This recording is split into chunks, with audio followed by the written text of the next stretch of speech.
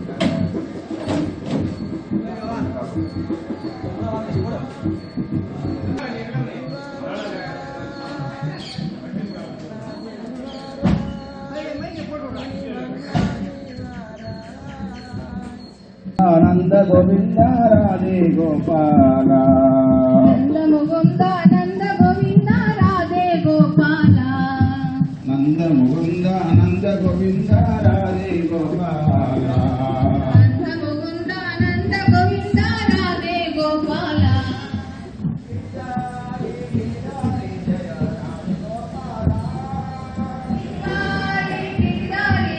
वेंकटनाथार्य कवितार्किह केसरी वेदांताचार्यवर्यो मे सन्निधत्तां सदा कृते रामानुजया पात्रं ज्ञानवैराग्यभूषणं श्रीमद्वेंकटनाथार्यं वन्दे वेदान्तदेशिकं लक्ष्मीनाथसमारम्भां नादयामनुमध्यमाम् अस्मदाचार्यपर्यन्तां वन्दे गुरुपरम्पराम् ज्ञानानन्दमयं देवं निर्मलस्फटिकाकृतिम् आधारं सर्वविद्यानां हयग्रीवमुपास्महे दिशन्तु मे देव सदा त्वदीयाः दयातरङ्गानुचराकटाक्षाः श्रोत्रेषु पुंसाममृतं क्षरन्तीं सरस्वतीं संस्कृतकामधेनुम् यस्याभवद्भक्तजनार्तिहन्त्वं कृतत्वम् अन्येषु विचार्यसूक्ष्मं स्तम्भे अवतारदम् अनन्यलभ्यं श्रीलक्ष्मीनृसिंहं शरणं प्रपद्ये नीलातुङ्गस्तनगिरितटे शुद्धमुद्बोध्य कृष्णं पाराद्यं त्वं श्रुतिसरसरशुद्धमध्यापयन्ति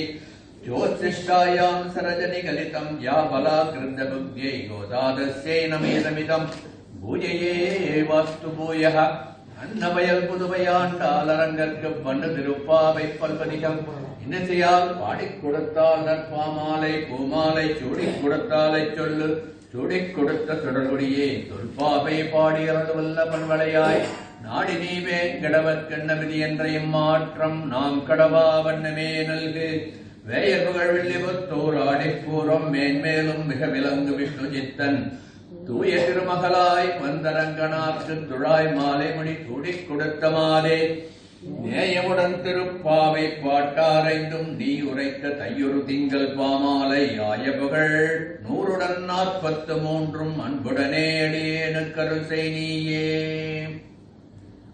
நமஸ்தே. திருப்பாவையினுடைய 8வது பாசுரம் இன்றைய பாசுரம்.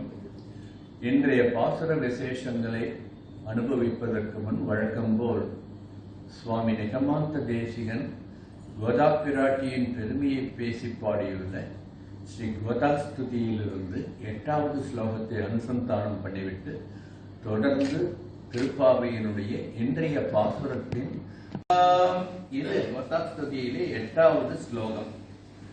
கோதா பிராட்டியே, நீ பிறவியிலேயே பெண்ணாக பிறந்திருப்பதனால் எம்பெருமான் மீது காதல் கொண்டு அவனை பாடி பரவுவது உண்மையாகவும் யதார்த்தமாகவும் இருக்கின்றது. ஆனால் ஆச்சாரிய புருஷர்கள் பகவான் பேர் கொண்ட காதலினால் தங்களை பெண்ணாக பாவித்து நாயக பாவத்தில் அவர்கள் பாடினாலும் பிறவியிலேயே பெண்ணாகிய உன் வாக்காமிருதம் போல் அவை இனிப்பதில்லையே என்று கோதா பிராட்டியினுடைய பெருமையை போற்றி பேசுகின்றார் சுவாமி நிகமாந்த மகாதேசிகன். இந்த அளவிலே கோதாஸ்துதியினுடைய 8வது ஸ்லோகத்தை அனுசந்தானம் பண்ணிவிட்டு தொடர்ந்து இன்றைய திருப்பாவையினுடைய பாசுரத்தை அனுபவிப்போம். கீழ்வானம் வெல்லென்றுமை சிறுவீடு மெய்வான் பரந்தனகான் மெக்குள்ள பிள்ளைகளும் போவான் போகின்றாரை போகாமல் காத்து உன்னை கூவான் வது நின்னோம் கோது கலமுடைய பாவாய் எழுந்திராய் பாடிப்பறை கொண்டு மாவாய் பிளந்தானை மல்லரை மாட்டிய தேவாதி தேவனை சென்று நாம் சேவித்தால் ஆவா வென்றாராய்ந்து அருளியலூர் எம்பாவாய் என்பது இன்றைய பாசுரம். இந்த பாசுரத்தினுடைய பொதுவான பொருள் என்னன்னா, குதூகலமுடைய என் தோழியே, வைகரை புலர்ந்துவிட்டது, பொழுது விடிந்ததன் அடையாளமாக பால் கறப்பதற்கு முன்பு பனிக்குள் மேய்வதற்காக எருமை மாடுகள் சென்று விட்டனவே அது தெரியவில்லையா?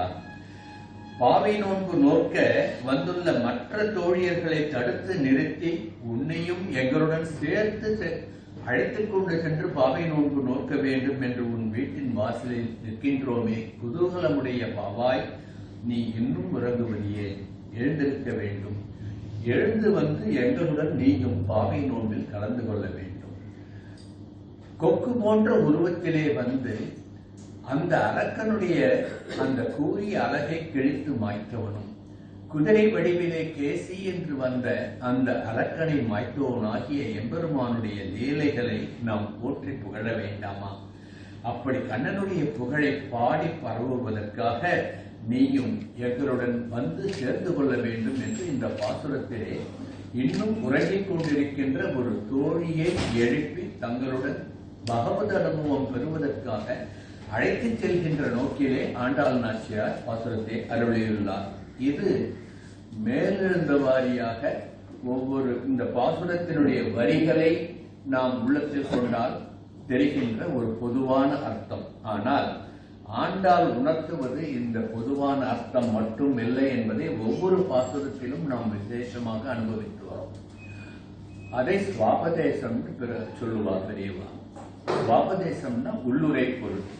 எப்படி பாலுக்குள்ளே வெண்ணெய், வெண்ணெய்க்குள்ளே பாலுக்குள்ளே தயிர், தயிருக்குள்ளே வெண்ணெய், வெண்ணெய்க்குள்ளே நெய் என்று மறைந்திருக்கின்றதோ அதுபோன்று ஒவ்வொரு பாசுரத்திலும் ஒவ்வொரு பதத்திலும் ஒரு உள்ளர்த்தத்தை வேதமனைத்துக்கும் வித்தாக உள்ள அந்த வேத உபனிஷத விஷயங்களை ஆண்டாள் நாச்சியார் மறைத்து மறைத்து நமக்கு அருளி பகவத் அனுபவத்தை சேர்த்து சேர்த்து ஊட்டுகின்றான் ஒவ்வொரு பாசுரத்திலும் என்று அனுபவிக்க வேண்டும். ஆண்டாள் இந்த பாசுரத்தை தொடங்கும் பொழுது ஒரு அழகான காலை பொழுதை நம் முன்னே படம் பிடித்து காட்டுகின்றார். நேற்றைய பாசுரத்திலும் கீசு கீசு என்றென்று மானைச்சாத்தன் கலந்து பேசின பேச்சரவும் கேட்கலையோ என்று பாடி விடியலில் அந்த பட்சிகள் எழுப்புகின்ற அந்த சப்தம், சங்கநாதம், திருக்கோவிலுக்கு செல்கின்ற அடியவர்கள் எழுப்புகின்ற ஹரிநாம சங்கீர்த்தனம், சங்கநாதம், இப்படி நல்ல மங்களகரமான சப்தங்களோடு ஆட்சியர்கள் மத்தினால் கைகணைக்கும் பொழுது அவர்களுடைய அச்சுத்தாலையும் ஆமைத்தாலையும் கைவலைகளும் சேர்ந்து குலுங்கி எழுப்புகின்ற ஒரு மங்களகரமான ஒரு சப்தம். இத்தனை சப்தங்களுக்கும் நடுவில் உறங்குகின்றாயே என்று நேற்றைய பாசுரத்திலே அனுபவித்தவர்கள் ஒரு அழகான விடியற்காலை பொழுதை நம் முன்னே படம் காட்டியது போன்று தொடர்ச்சியாக இன்னைக்கு பாசுரத்துல காலங்காத்தால என்னென்ன நிகழ்வுகள் அந்த ஆயச்சேரியிலே நடக்கும், ஆயர்கள் வாழ்கின்ற அந்த பகுதியிலே யதார்த்தமாக என்ன நடக்கும் என்பதை பொதுவான வார்த்தையாக சொல்லுகின்றார். பொதுவாக எருமை மாடுகளை பால் கறவைக்கு முன்பு பனிப்புல் மேய அனுப்புவார்களாம். அதாவது எருமைக்கு பனியில் நனைந்திருக்கின்ற அந்த புல்லை உண்பதற்கு அவ்வளவு பிரீத்தியாம். ஆனால் பசுமாடுலாம் பனிப்புல் மேயாது, எருமை மாடுகள் தான் பனிப்புல் மேயும். அதை இந்த யதார்த்தமான நிகழ்வை இந்த பாசுரத்திலே தொடங்குகின்றார். இப்படி கீழ்வானம் சிவந்து விட்டது, அந்த இருள் மெல்ல மெல்ல விலகி வெளிவெல்லம் ஒளி வெள்ளம் எங்கு பார்த்தாலும் பரவுகின்றது. இதுதானே விடியலுடைய அடையாளம். கால இளம் பருகி வீசும் கடலுக்கு அலைகளிலே நீலக்கடலோ நெருப்பதிலே சேர்ந்தது போல் என்று பாரதியார் இந்த காலங்காத்தால் அந்த சூரியன் அந்த கடலிலிருந்து குதிக்கின்ற அந்த அழகை ரசிப்பது போன்று ஆண்டார் இந்த பாசுரத்திலே விடியற்காலையிலே எவ்வளவு அதிக அற்புதமான ஒரு காட்சி இருக்கும் என்பதை எடுத்து காட்டுகின்றார். வைகரை பொழுதுடைய அழகு, விடியலின் அழகு, இதுதான் ஆண்டாள் காட்டுகின்ற விடியல். இது ஞான விடியல் என்று நாம் அனுபவிக்க வேண்டும். கீழ்வானம் வெல்லென்று என்று இந்த பாசுரத்தை ஆரம்பிக்கின்றார். ஏன் கீழ்வானம் வெல்லுகிறது என்றால், கீழ்வானம் என்பது இந்த லோகம், இது பகவானுடைய லீலா விபூதி, பகவானுடைய நெற்றி விபூதி பரமபதம். பரமபதத்திலிருந்து நம்மீது கருணை உண்டு பகவான் அவதாரம் எடுத்து கிருஷ்ணனாக அவதரித்து விட்டான் அல்லவா? ஆகையினால் பரமபதம் விருந்து விட்டது, இந்த பூலோகமாகிய கீழ்வானம் வெளுத்து விட்டது கிருஷ்ணனுடைய வரவினால் என்று ஒரு அர்த்தம் அனுபவிப்பார்கள் பெரியவர்கள். இதுதான் ஆண்டாள் காட்டுகின்ற ஞான விடியல். விடியல் விடியல் என்பது இந்த ஞான விடியலாக நாம் அனுபவிக்க வேண்டும். இந்த பாசுரத்திலே ஆச்சாரிய பெருமை, நாவன்மை, காலக்ஷேப கோஷ்டியினுடைய பெருமையும் ஏற்றமும், பேசப்படுகின்ற விஷயத்தின் பெருமை, இத்தனையும் உள்ளர்த்தமாக சுவாபதேசமாக ஆண்டாள் நமக்கு எடுத்து காட்டுகின்றார். ஆச்சாரிய அனுகிரகத்தினால் சேதனர்கள் ஞானம் பெற்று தங்களுடைய அஞ்ஞானம் விலகி அதனால் உய்யும் வகையை உய்யும் ஆறு அறிய வேண்டும் என்று கீழ்ப்பாசுரத்திலே ஆண்டாள் நமக்கு 6 விதமாக உய்யும் வழியை அடைய வேண்டும் என்று காட்டினார் அல்லவா? அதே 6 வழிகளை ஆண்டாளினுடைய அடியை ஒட்டி சுவாமி சமாந்த மகாதேசிகன் ரகசியத்திரய சாரத்திலே அனுபவித்திருப்பதையும் நாம் இங்கு அனுபவிப்பது மிகவும் பொருத்தமாக இருக்கும். ஈஸ்வரஸ்ய சௌகார்த்தம் யத்ருச்சா சுஹிருதம் ததா விஷ்ணோ கடாட்சம் அத்வேஷம் ஆபிமுக்கியம் ச சாத்விகைஹி சம்பாஷணம் ஷடதோனிஹி ஆச்சாரிய பிராப்தி ஹேதவஹ என்பது ரகசியத்திரைய சாரத்திலே உய்யும் வகையாக சுவாமி தேசிகன் நமக்கு காட்டிய 6 வழிகள். ஈஸ்வரஸ்ய சௌகார்த்தம், அதாவது பகவானிடத்தில் பரம விசுவாசமும் பக்தியுடன் இருத்தல். யத்ரிச்சா சுகுத்தம், அதாவது ஈஸ்வரனுடைய இச்சையினால் அவனுடைய பிரீத்தியினால் பகவானிடம் பக்தி இருந்தால் அனைத்தும் நல்லதாகவே நடக்கும் என்ற ஒரு பரம நம்பிக்கையோடு பகவானை சரணடைதல். விஷ்ணு கடாட்சம், செங்கன் சிறுசிறிதேயே மேல் விழியாவும் திங்களும் ஆதித்யனும் எழுந்தாற் போல் அந்த நேரம் கொண்டு எங்கள் மேல் நோக்குறியே, எங்கள் மேல் சாபம் இழித்தேலோர் எம்பாபாய் சொல்றாங்க ஆண்டாள் நாச்சியார். அதைத்தான் சுவாமி தேசிகன் சொல்லுகின்றார். விஷ்ணு கட்டாட்சம், அந்த எம்பெருமானுடைய கட்டாட்சம் நம் மீது விழ வேண்டும் என்றால் பக்தியுடன் அவரிடம் சரணாகதி பண்ணுவது ஒரு வழி. அடுத்தது அத்வேஷம், யாரிடமும் வேஷம் இல்லாமல் இருத்தல். உலகத்தில் உள்ள அத்தனை ஜந்துக்களிடம் வேஷம் பாராமல் சமமாக பாவித்தல் என்ற அந்த பாவனை. அடுத்தது ஆபிமுக்கியம், அதாவது அவனை நோக்கி போகின்ற நிலையை, பரிபூர்ண விசுவாசத்துடன் எம்பெருமானை சரணாகதி பண்ணுகின்ற ஒரு நிலைமையை, பகவானை உள்ளத்தில் கொள்ளுகின்ற நிலைமையை, மாதவம் என்பதோர் கோயில் அமைத்து அதில் மாதவனை நாட்டுகின்ற அந்த மெய்மையை சுவாமி தேசிகன் ஆபிமுக்கியம் என்ற வார்த்தையை நான் சொல்லுகின்றார். அடுத்தது சாத்விகையை சாது சமாகம், சாதுக்களை பாகவதோத்தமர்களை போஷித்து அவர்களுடன் கூடியிருந்து குளிர்ந்தல். இத்தகைய 6 வழிகளை ஒரு சேதனன், ஒரு முமுட்சு பின்பற்றினால் அவனுக்கு உய்யும் வகை அதுதான். அந்த 6 வகைதான் அவன் உய்ந்து எம்பெருமானிடம் சரணாகதி பண்ணுவதற்கான வழிகள் என்று சுவாமி தேசிகன் காட்டியதைத்தான் பகவதி கீதையாகிய இந்த திருப்பாவியிலே, இந்த பாசுரத்திலே ஆண்டாள் நாச்சியார் நமக்கு உய்யும் வகையாக காட்டுகின்றான் என்று அனுபவிக்க வேண்டும். இந்த பாசுரத்திலே இன்னும் உறக்கம் கலையாமல் கிருஷ்ணானுபவத்திலேயே திளைத்துக் கொண்டு உறங்குவது போல் யோகு செய்கின்ற, கிருஷ்ணனையே தியானம் பண்ணி கொண்டிருக்கின்ற ஒரு கிருஷ்ண வல்லபையை உயிர் எழுப்புவதாக ஆண்டாள் பாசுரம் அமைத்துள்ளார் என்று பெரியவர்கள் அனுபவிப்பார்கள். ஏற்கனவே நாம் பார்த்தோம் இல்லையா, 6வது பாசுரத்திலிருந்து 15வது பாசுரம் வரை உள்ள 10 பாசுரங்களை ஒவ்வொரு நாளும் ஒரு ஆழ்வாரை துயிலெழுப்பி தன்னுடன் தன் சத்சங்கத்திலே சேர்த்துக்கொண்டு ஆழ்வார்கள் காட்டிய வழியில் நாம் சென்று எம்பெருமானை சரணாகதி பண்ண வேண்டும் என்று காட்டுகின்ற வகையிலே நேற்றைய பாசுரத்திலே 6வது பாசுரத்திலே பிள்ளாய் என்று சொல்லி முதலில் பெரியாழ்வாரை எழுப்பினார். அடுத்து 7வது பாசுரத்திலே பேய்ப்பெண்ணே என்று சொல்லி குலசேகர ஆழ்வாரை துணை எழுப்பினார். இன்றைய 8வது பாசுரத்திலே கோதுகலமுடைய பாவா என்றருளி நம்மாழ்வாரை தொழில் எழுப்பி தன்னுடன் அழைத்துச் செல்வதற்காக பிரார்த்தனை பண்ணுகின்றார் என்று பூர்வர்கள் அனுபவித்திருப்பார்கள். மாறாத பக்தி கொண்ட அடியார்களுடன் கூடி இருந்து குளிர்வதுதானே நம் சம்பிரதாயம். அந்த உயரிய ஸ்ரீ வைஷ்ணவ கோட்பாட்டை தான் இந்த பாசுரத்திலே ஆண்டாள் நாச்சியார் நமக்கு முன்னிறுத்துகின்றார். இந்த பாசுரத்திலே நம்மாழ்வாருக்கு ஆண்டாள் நாச்சியார் திருப்பள்ளி எழுச்சி பாடுகின்றார் என்பதை வேதம் தமிழ் செய்த மாறனுக்காக திருப்பள்ளி எழுச்சி பாடுகின்றார். எப்படி வேதம் தமிழ் செய்தார் மாறன்? திருவிருத்தம் என்ற ரிக்வேதத்தினுடைய சாரம், 7 பாட்டுக்களை உடைய திருவாசிரியம் என்ற 7 காண்டங்கள் கொண்ட யஜுர்வேதத்தினுடைய சாரம், அதர்வண வேதத்தின் மறைப்பொருளாக பெரிய திருமொழி என்றும் சாமவேத சாரமாக திருவாய்மொழியையும் நம்மாழ்வார் நமக்கு அருளியுள்ளார் அல்லவா?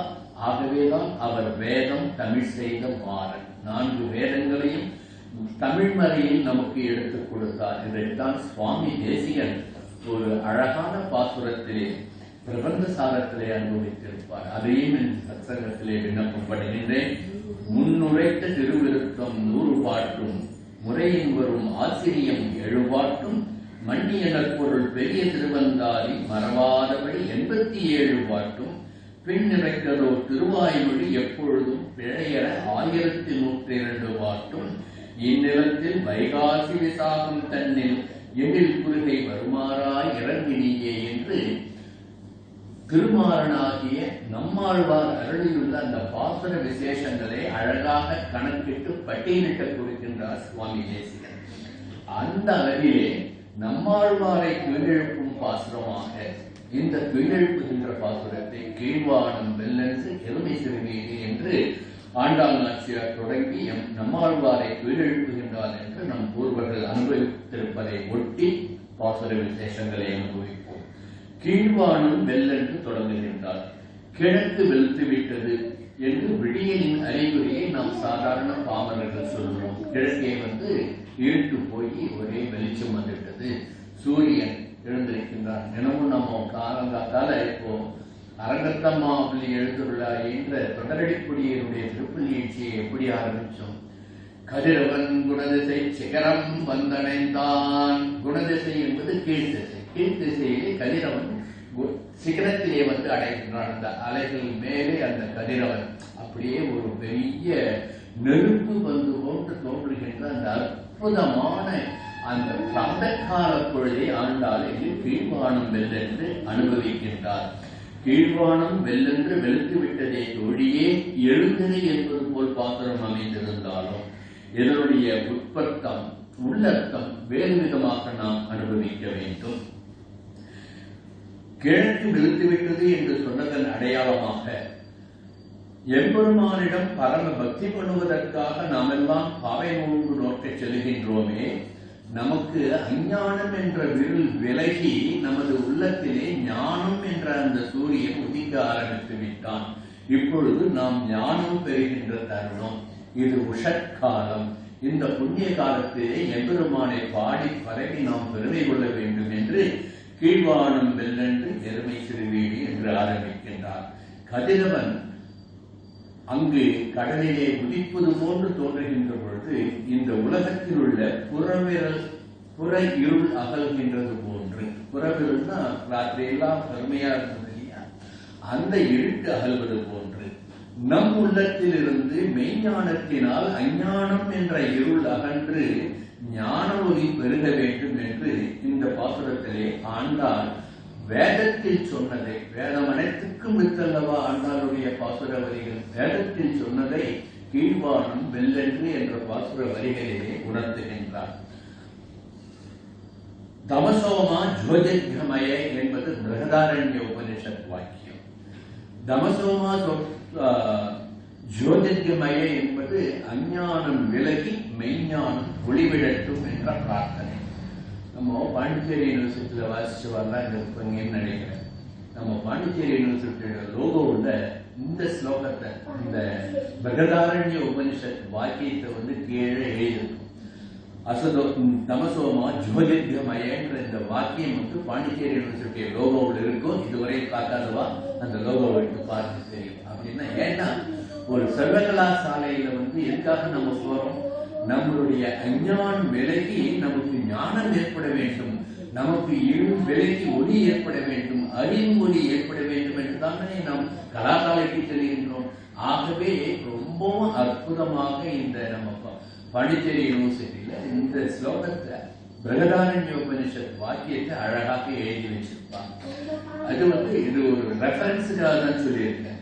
இப்படி உஷற்காலத்திலே கீழ் திசை வெளுத்து இருள் அகல்கின்றது. நாம தினத்திலும் ஹயக்ரீவ பெருமானுக்கு ஞானானந்தமயம் தேவன்ட்டு ஆரம்பித்து பாசுரம் சொல்ற ஸ்லோகம் சொல்லி நம்மளோட ஆச்சாரிய சௌரபோமன் நமக்கு எப்படி எடுத்து கொடுத்திருக்காரோ அப்படிலாம் அனுபவிக்கின்றோம். அதுல ஒரு ஸ்லோகத்துல சுவாமி தேசிகன் சொல்லுவார், பிராச்சி சந்தியா ஆசி சந்தர் நிச்சாயாக பிரஜாதிஷ்டே அஞ்சனஸ்ரீரபூர்வாக. அஞ்சனம் என்பது கண்மை. கண்மை போல கருத்திருக்கின்ற இந்த அஞ்ஞானம் பிராச்சி சந்தியா காசி பிராதக்காலத்திலே சூரிய உதயத்தினால் இருள் எப்படி அகல்கின்றதோ அதுபோன்று சுவாமி அக்ரீவனுடைய திருவருளால் நம் அஞ்ஞானம் விலகி மெய்ஞானம் வரும் என்று சுவாமி தேசிகன் அனுபவித்ததை போன்று ஆண்டாள் நாச்சியார் இந்த பாசம். சுவாமி தேசிகன் ஆண்டாளை அடிவுற்று இந்த ஸ்லோகத்தை அமைத்திருப்பார். அது வேறு விஷயம். நாம் எதற்கு இதை ஒப்பு நோக்குகின்றோம் என்றால் எந்த ஒரு அனுபவத்தை நாம் அனுபவிக்க வேண்டும் என்பதுதான் இங்கே முக்கியம். இப்படி பிராச்சி சந்தியா காசி சந்தர் நிசாயாக பிரஜாதிஷ்டே ரச்சனஸ்ரீரபூர்வாக என்று ஐகிரீவ பெருமாளுடைய அருளினால் நம்முடைய அஞ்ஞானம் விலகி மெய்ஞானம் நம் உள்ளத்திலே குடிபுகும் என்று என்பதும் ஆச்சாரியன் காட்டியபடி ஆண்டாள் நாச்சியார் கீழ்வானம் வெல்லென்று எருமை சிறுமீண்டு மெய்வான் பரந்தனகான் என்று ஆரம்பித்த இந்த ஸ்லோகத்தில் அந்த பாசுரத்தில் சொல்லப்பட்ட உட்பொருளாக நாம் அனுபவிக்க வேண்டும். அதே போன்று நம்மாழ்வாரும் திருவாய்மொழியிலே 8ஆம் பத்தில் 5ஆம் திருவாய்மொழியில ஒரு பாசுரம் அருளியிருப்பார். சொல்ல மாட்டேன் அடியேன் முன் துலங்கு தோதி திருப்பாதம் எல்லையில் இளஞாயில் 2 போல் என்னுள்ளவா அல்லல் என்னும் இருள் சேர்தற்கு உப்பாயம் என்னே ஆழ்சூழ் மல்லையாலும் முழுதுண்ட மானே கொண்டல் வண்ணனே என்று அந்த கீழ்வானத்திலே கதிரவன் உதிப்பதனால் எப்படி இருள் மறைகின்றதோ அப்படி எம்பெருமானுடைய எண்ணத்தை என் உள்ளத்திலே கொண்டு விட்டால் அந்த சூரியனால் என் அஞ்ஞானம் விலகும் என்று நம்மாழ்வார் அனுபவித்ததைத்தான் கீழ்வானம் வெல்லென்று என்று இந்த பாசுர வரிகளிலே ஆண்டாள் நாச்சியார் சொல்லியுள்ளார் என்று இந்த சொற்களுக்கு நாம் சுவாபதேசம் கொள்வோம் என்றால் அது பொருத்தமாக இருக்கும். சகிருத்திவாகைவ அஸ்வைபவதி என்பது சாந்தோக்கிய உபனிஷத் வாக்கியம். அதாவது பிரம்மஞானத்தை அறிந்தவனுக்கு சூரியன் உதிப்பதும் கிடையாது, மறைவதும் கிடையாது, எப்பொழுதும் பகலாகவே இருக்கும். இது சாந்தோக்கிய உபனிஷத் காட்டுறது. எப்படி சூரியன் உதிக்கிறதும் கிடையாது, மறையறதும் கிடையாது, எப்பொழுதும் பகல் தான். என்ன இது உபனிஷத்துலாம் மறை. மறை என்றால் மறைத்து மறைத்து சொல்வதனால் அதற்கு மறை என்று பொருள். இதனுடைய உள்ளர்த்தம் வேறு. இதனுடைய உள்ளர்த்தம் என்னன்னா, பரமபதம் பகல், இந்த லீலா விபூதியாகிய இந்த பூலோகம் இரவு. பரமபதத்தில் இருக்கின்ற அந்த வெளிச்சம் எப்பொழுதும் வெளிச்சமாக இருக்கும். லீலா விபூதியில் வாழ்கின்ற சேதனர்களாகிய நமக்கு அஞ்ஞானத்தினால் எப்பொழுதும் இருளாக இருக்கும். ஆகவே எம்பெருமானாகிய பரமபதத்திலே இருக்கின்ற எம்பெருமானை யார் உணர்கின்றார்களோ அவர்களுக்கு பகல்தான் எப்பொழுதும், இரவே கிடையாது என்பது உபநிஷத் வாக்கியம். இதைத்தான் ஆழ்வார் சொல்லுகின்றார். பகல் கண்டேன் நாரணனை கண்டேன் ஆழ்வார் அனுபவிக்கிறார். பெருமாளை பார்த்துட்டா எப்பொழுதுமே பகல்தான், எப்பொழுதுமே வெளிச்சம். பெருமாளை உணர்ந்து விட்டால் அஞ்ஞானம் விலகி விடுவதனால் எப்பொழுதும் வெளிச்சம் என்று ஆழ்வார் காட்டிய வழியிலே 2ஆம் திருமுத்தாதி பாசுரத்திலே பூதத்தாழ்வார் சொன்னபடி இந்த பாசுரத்திலே ஆண்டாள் நாச்சியார் இந்த பாசுரத்தினுடைய ஆரம்ப வரியிலே அமைத்து கீழ்வானம் வெல்லென்றது, கீழ்வானம் வெளுத்துவிட்டது, நம் உள்ளத்தில் இருக்கின்ற அஞ்ஞானம் நீங்கிவிட்டது என்பதை உணர்த்துகின்றார் என்று உணர வேண்டும். இப்படி அஞ்ஞானம் நீங்க வேண்டும் என்றால் அது எப்படி நீங்கும்? ஒரு சதாச்சாரியனிடம் சென்று சதாச்சாரியனுடைய அனுகிரகத்தினால் தான் நம் அஞ்ஞானம் நீங்கும். நமது ஸ்ரீ வைஷ்ணவ சம்பிரதாயமே ஆச்சாரிய முகமாக எம்பெருமானிடம் சரணாகதி பண்ணுவது. ஆகவேதான் சுவாமி நிகமாந்த மகாதேசிவன் சொல்லுவார், ஏத்தி மனத்து எழில் ஞான விளக்கை மாற்றினவர்க்கு ஒரு கைமாறு மாயனும் வருகிறான் என்று ஆச்சாரியன் நம் மனத்திலே அஞ்ஞானத்தை போக்கும் வகையிலே ஞான விளக்கை ஏற்றி வைத்து விட்டார் அல்லவா? அதற்கு ஒரு கைமாறு நம்மால் பண்ண முடியுமோ? நிச்சயமாக முடியாது. அப்ப என்ன பண்ண முடியும்? சுவாமி தேசிகன் சொல்றாருன்னா, போற்றி உகப்பதும் புஞ்சியில் கொள்வதும் பொங்குகள் சாற்றி வளர்ப்பதும் சற்றல்லவோ முன்னம் பெற்றதற்கு என்று நம் அஞ்ஞான இருளை நீக்கிய ஆச்சாரியனுக்கு நாம் பண்ணுகின்ற பிரத்யுபகாரம், அந்த எம்பெருமானை அடைவதற்கு அவர் காட்டிய வழியை நாம் பெற்றதற்கான ஒரு பிரதி உபகாரம், அவர்கள் ஆச்சாரியனுடைய பெருமையை போற்றி பேசுவதுதான் என்பதனால் தான் ஆச்சாரிய அனுகிரகத்தினால் இந்த சத்சங்கத்திலே சில விஷயங்களை நாம் பகிர்ந்து கொள்கிறோம் என்றால் அந்த ஆச்சாரியன் காட்டிய வழி அவ்வப்பொழுது நினைத்து அதை ஒட்டி ஒட்டி ஒட்டியே நாம் பாசுர வழிகளை அனுபவிக்க வேண்டும். இந்தபடி சுவாமி தேசியன் அருளிய அதே அர்த்தத்திலே ஸ்ரீ பராங்குச அஷ்டகம் என்று நம்மாழ்வாருடைய பெருமையை பேசுகின்ற ஒரு ஸ்தோத்திரத்திலே என்மண்டலம் பிரகதிம் பிரணமந்தி விப்ரஹா தஸ்மை நமோ வகுடபூஷண பாஸ்கராயா. வகுடபூஷணனாகிய மாறன் என்ற சடகோபன் என்ற ஒரு சூரியன் உதித்த பிறகு இந்த லோகத்திலே அஞ்ஞானம் அகன்று விட்டது என்று நம்மாழ்வார் சுவாமியுடைய பெருமையை பேசுகின்ற பராங்குச அஷ்டகத்திலே ஒரு ஸ்லோகம் இருக்கின்றது. ஆகவே வகனபூஷணன் என்ற சூரியன் உதித்தது, வேதங்களின் சாரமாக தமிழ்மறையை நமக்கு கொடுத்தது, தமிழ்மறைகளாக திருவாய்மொழி, திருவாசரியம், திருவிருத்தம் என்றவர்களே உலகத்தில் உள்ள அஞ்ஞானேருளை போக்கியது என்று சதகோபாழ்வாராகிய நம்மாழ்வாரனுடைய பெருமையை பேசுகின்றது போன்று நாம் இந்த நம்மாழ்வார் சுவாமி எப்பொழுது அவதாரம் பண்ணினார் இந்த பூமியிலே என்பதையும் இங்கு நாம் நினைத்து பார்க்க வேண்டும். இப்பொழுது கலியுகத்தினுடைய 5123-24வது வருஷம், ஆங்கிலத்தில் 2023-24க்கு கேலண்டர்ல பார்த்தீங்கன்னா கலியுகம் 5124 போட்டிருப்பாங்க. அப்படி பார்த்தோம்னா நம் முன்னோர்கள் கலியுகத்தின் காலம் சுமார் 4,32,000 வருஷம் என்று சொல்லியிருக்கின்றார்கள். ஒவ்வொரு யுகத்துக்கும் இத்தனை வருஷம் நம்ம சம்பிரதாயம் சொல்றது இல்லையா? அப்படி கலியுகத்துக்கு 4,32,000 5124 வருஷம் முன்ன போய் பார்த்தோம்னா அது என்ன? பிராத காலம், உஷத்காலம், கலியுகத்தினுடைய தொடக்கம், கலியுகத்தினுடைய உஷத்காலம். அந்த உஷத்காலத்திலே ஒரு சூரியன் இந்த உலகத்திலே தோன்றியது. அந்த சூரியன் தான் நம்மாழ்வார் என்ற சூரியன் என்று இந்த பராங்குச அஷ்டகத்திலே பெரியவர்கள் அனுபவித்திருப்பது போன்று கலியுகத்தில் கீழ்வானத்தில் சுவாமி நம்மாழ்வார் அவதரித்ததையும் இங்கு மனதிலே கொண்டு கீழ்வானம் வென்றது என்ற பாசுர வரிகளை அதுடன் ஒப்பிட்டு நோக்கினோம் என்றார். வேதம் தமிழ் செய்த மாறன் நமக்கு கொடுத்த தமிழ் மறைகளால் நம் அஞ்ஞானம் நீங்கியது. அந்த சூரியனுடைய வெளிச்சத்தில் நம் உள்ளத்தில் இருக்கின்ற இருள் போகின்றது என்று அனுபவிக்க வேண்டும். அந்த வகையிலே கீழ்வானம் வெல்லென்று என்ற பாசுர வரிகளை நாம் அனுசந்தானம் பண்ணி அனுபவிக்க வேண்டும் என்று பெரியவர்கள் நமக்கு காட்டிக் கொடுக்க வேண்டும். கீழ்வானம் வெல்லென்று என்பதை வேண்டுதமாகவும் அனுபவித்திருக்கின்றார்கள் பெரியவர்கள். அதாவது ஆச்சாரிய விஷயமாக அனுபவித்தோம், இப்பொழுது வேதாந்த விஷயமாக அனுபவித்து பார்ப்போம்.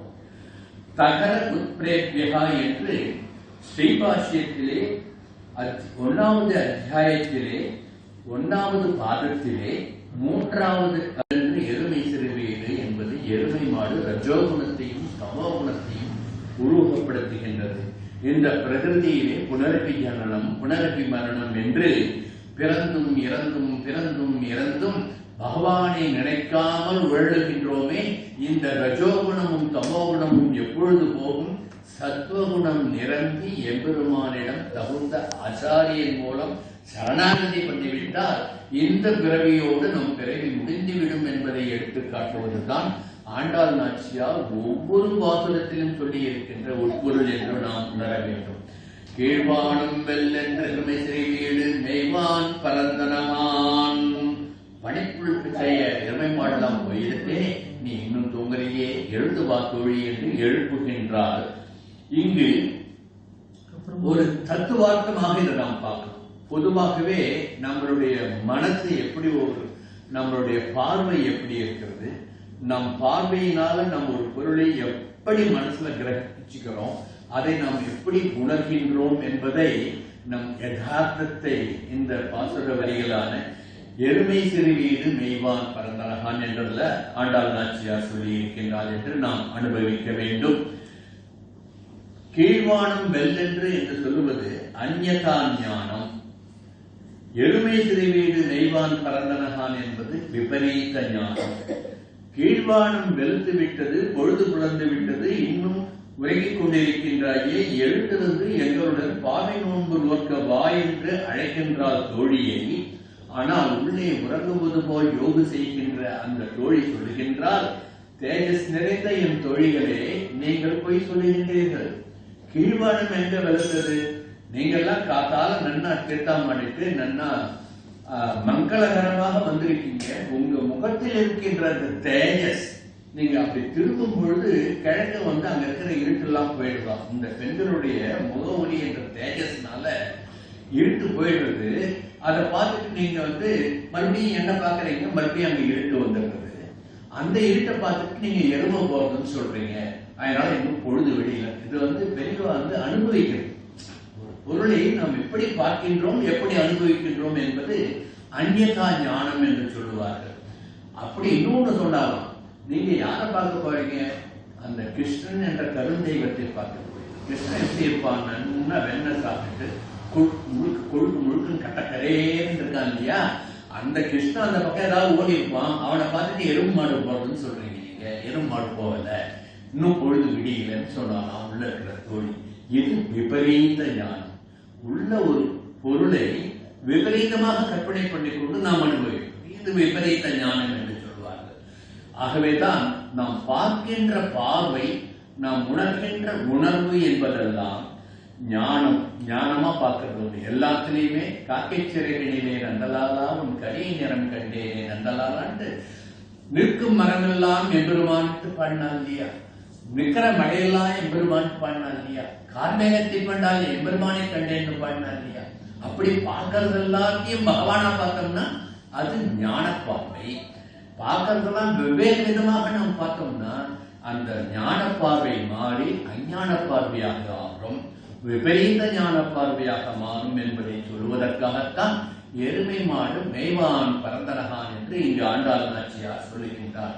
இதைத்தான் பகவத்கீதையிலே ஒரு ஸ்லோகத்திலே 13வது அத்தியாயத்திலே கிருஷ்ணன் உபதேசம் பண்ணியிருப்பார். அத்தியாத்ம ஞான நித்தியத்துவம் தத்துவ ஞானார்த்த தரிசனம் ஏதை ஞானநிதி ஞானம் எததோன்யதா என்பது பகவத்கீதையிலே 13வது அத்தியாயத்திலே 11வது ஸ்லோகம். அத்தியாத்ம ஞானத்தில் எப்பொழுதும் நிலைத்து நிற்பதும், தத்துவ ஞானத்தின் பொருளான பரமாத்மாவை தரிசனம் செய்ததும் ஞானம். அப்போ எம்பெருமானை நினைத்தால்தான் ஞானம் என்பது பகவானுடைய திருவாக்கு. இவற்றிலிருந்து மாறுபட்டு வேறு விதமாக நாம் நினைத்துக் கொண்டிருந்தோம் என்றால் அது அஞ்ஞானம். இது கீதாச்சாரியன் நமக்கு காட்டிக் கொடுத்த வழி. மெய்ப்பொருள் எதுன்னு தெரியாம இதுதான் மெய்ப்பொருளோ அதுதான் மெய்ப்பொருளோ என்று எதுவும் தெரியாமல் கண்ட இடத்தையும் பரதேவதைகளை வணங்குகின்றது இங்கதான் ஞானம், விபரீத ஞானம். எம்பெருமான் தான் மெய்ப்பொருள், நாராயணனே நமக்கே பரைதரோன் ஏகாரத்தில் போட்டி அடையாளம் காட்டினாங்க இல்லையா? அதை நினைத்துக் கொள்வது ஞானம் என்பதை இங்கு காட்டுகின்றார். ஒரு பொருளை வேறு பொருளாக பிரவித்திருப்பது அந்நியதா ஞானம் அல்லது விபரீத ஞானம். விபரியம் என்பது விபரீத ஞானம். உதாரணத்துக்கு சொல்லணும்னா, ஈயம் எப்படி இருக்கு? வெளுப்பா இருக்கு. வெள்ளி எப்படி இருக்கு? வெளுப்பா இருக்கு. ஈயத்தையும் வெள்ளியையும் பக்கத்துல வச்சா வெள்ளியை ஈயம் நினைச்சுக்கிறது, ஈயத்தை வெள்ளின்னு நினைச்சுக்கிறது விபரீத ஞானம். ஒரு பொருளை வேறு பொருளாக நினைப்பது. அதே போன்று ஒரு பொருளை உள்ளபடி அறிந்து கொள்ளாமல் பிரமித்து போவதுதான் விபரீத ஞானம். நல்ல ஞானம் ஒன்றிருக்குன்னா எது எது என்ன என்பதை சரியாக புரிந்து கொள்வோம் என்பதை உணர்த்துவதற்காகத்தான் இங்கு மேய்வான் பரந்தனகான் சிறுவீடு என்ற பதங்களின் மூலம் ஆண்டாள் நாச்சியார் நமக்கு எடுத்து காட்டுகின்றார் என்று நாம் அனுபவிக்க வேண்டும். மோட்ச சித்தியை நாம் அடைய வேண்டும் என்றால் நல்ல அடியவர்களை பின்பற்றி நல்ல சத்சங்கத்தில் சேர்ந்து கொண்டு ஹரிநாம சங்கீர்த்தனம் பண்ணிக்கொண்டு நல்ல சதாச்சாரியன் நமக்கு காட்டிக் கொடுத்த வழியிலே எம்பெருமானை சரணாகதி பண்ண வேண்டும் என்பதை மேய்வான் பரந்தனகான் என்று சொல்லி, சிறு வீடு என்பதற்கு அஞ்ஞானம், சிற்றின்பங்களில் ஈடுபாடு என்று ஆண்டாள் நாச்சியார் இந்த பாசுரத்திலே சொல்லுகிறார் என்று நாம் அர்த்தம் தெரிவிக்க வேண்டும். யதார்த்தத்திலே நாம் சிறு வீடு என்பதை வேறு விதமா சொல்லி வேற விதமா சிற்றின்பத்திற்கு ஒரு உதாரணமா சொல்லுவார். இந்த சத்சங்கத்தை சொல்லக்கூடாது, இருந்தாலும் அர்த்தம் புரியணுன்றதுக்காக. ஏன்னா விபரீத ஞானம் வந்துடக்கூடாது. சின்ன வீடுன்னு சொல்றாரு இல்லையா? அப்போ இகலோக இன்பங்களிலே மிகவும் ஈடுபாடு கொண்டு சிற்றின்பங்களிலே இந்த இந்திரியங்களுக்கு ஆட்பட்டு இருக்கின்றவர்களைத்தான் சிறுவீடு மேய்வான் பரந்தனகான் என்ற வார்த்தையை ஆண்டாள் நாச்சியார் காட்டியிருக்கின்றார் என்று அர்த்தப்படுத்திக் கொள்ள வேண்டும். ஏனென்றால் இங்கு எதற்காக எருமை மாட்டை காமிச்சா? இப்போ எருமானுடைய சுபாவம் என்ன? நடந்து போயிட்டே இருக்கும், மெதுவா நடக்கும். எங்கேயாவது ஒரு குளமோ குட்டையோ பார்த்துட்டுனா என்ன பண்ணும்? தான் போன காரியத்தை மறந்துடும், போய் அந்த குட்டையில உட்காந்து அப்படியே படுத்துட்டு அது மாட்டு கிடக்கும். எவ்வளவு நாள் இருக்குன்னு தெரியாது.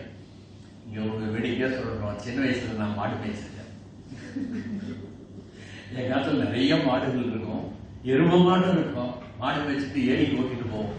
ஏரிக்கு ஓட்டிட்டு போகும்போதுன்னா ஏரிக்கு பார்த்த உடனே எரும மாட்டு தண்ணி உள்ள போயிருவீங்க. நாங்கள் ஓடி போய் முதுகு ஏறி உட்காந்துருவோம். அது நல்லா நீச்சல் அடிச்சு போய் ஆழமான இடத்துக்கு போய் டொக்குன்னு உள்ள விட்டாங்க. எங்களை வேற அப்போ இதெல்லாம் ஒரு ரசமான அனுபவம். சின்ன வயசுல நம்ம விளையாடுகிறத ஞாபகப்படுத்திக்கிறேன். எருமையினுடைய ஸ்வபாவம் நீர்நிலைகளை கண்டால் போய் அமிழ்ந்து விடுவது. அதுபோன்று இங்கு நாம் சிற்றின்பமாகிய நீர்நிலைகளில் இந்த ஜீவாத்மாக்கள் ஈடுபட்டு போய் அமிழ்ந்து விடுகின்றன. அதுதான் எருமை என்று இந்த பாசுரத்திலே ஆண்டாள் காட்டுகின்றார். ஆகவே நமக்கு ஞானம் சத்துவகுணம் மிகுந்து விட்டால் அதுபோன்று சிற்றின்பங்களிலே ஈடுபடாமல் பகவத் அனுபவம் பெற ஓடோடி வருவோம் என்பது இந்த பாசுரத்தில் நமக்கு உணர்த்துகின்றது. ஆகவே நின்னருளால் கதியின்றி மற்றொன்றில்லேன் என்று எம்பெருமானை சரணாகதி அடைவதுதான் இங்கு மிக்குள்ள பிள்ளைகளும் என்ற வார்த்தையிலே ஆண்டாள் நாச்சியார் நமக்கு காட்டுகின்றாள் என்று நாம் உள்ளர்த்தம் கொள்ள வேண்டும். இங்கும் ஒரு பகவத்கீதை ஸ்லோகத்திலே அனுசந்தானம் பண்ணி பார்ப்போம்.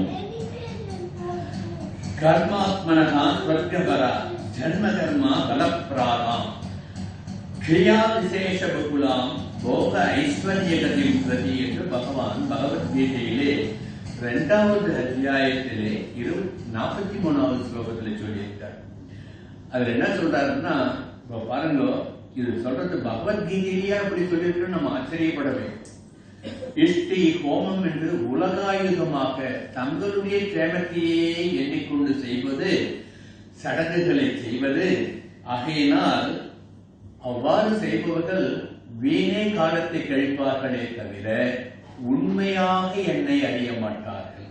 யார் உண்மையா அறிவான்னா, என்னை உள்ளன்போடு உள்ளத்திலே நினைத்து எவன் சரணாகதி பண்ணுகின்றானோ அவன்தான் என்னை அறிவான் என்று பகவான் சொல்லுகின்றான். அப்படின்னா நம்ம இது பண்ணக்கூடாதா, யாகம் பண்ணக்கூடாதா, ஹோமம் பண்ணக்கூடாது, இதெல்லாம் காமியார்த்தங்கள்.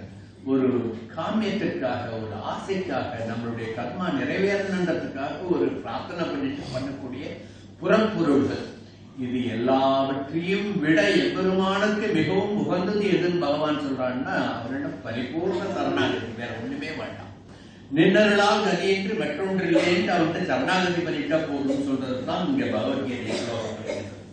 அதே போன்று இன்னொன்னு ரொம்ப கொஞ்சம் ஷாக்கிங்கா கூட பகவான் பகவத்கீதையில சொல்ற, நவேதஜ்ஞா ஜனை ந தானை ந சக்ரியாதிர்ணஹ ஏவம் ரூபத் சக்யாகம் நிரோக திருஷ்டம் தவன்யேன குரு பிரவீரா என்று 11வது அத்தியாயத்திலே 48வது ஸ்லோகத்தில் சொல்றார்.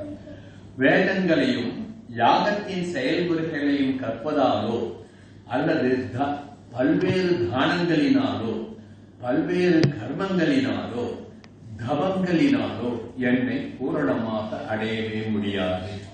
என்னை பூரணமாக அடைய முயற்சிக்க வேண்டும் என்றால் பரிபூர்ணமான சரணாகதி தான் உண்மையான வழி என்று பகவான் எடுத்து காட்டுகின்றார்.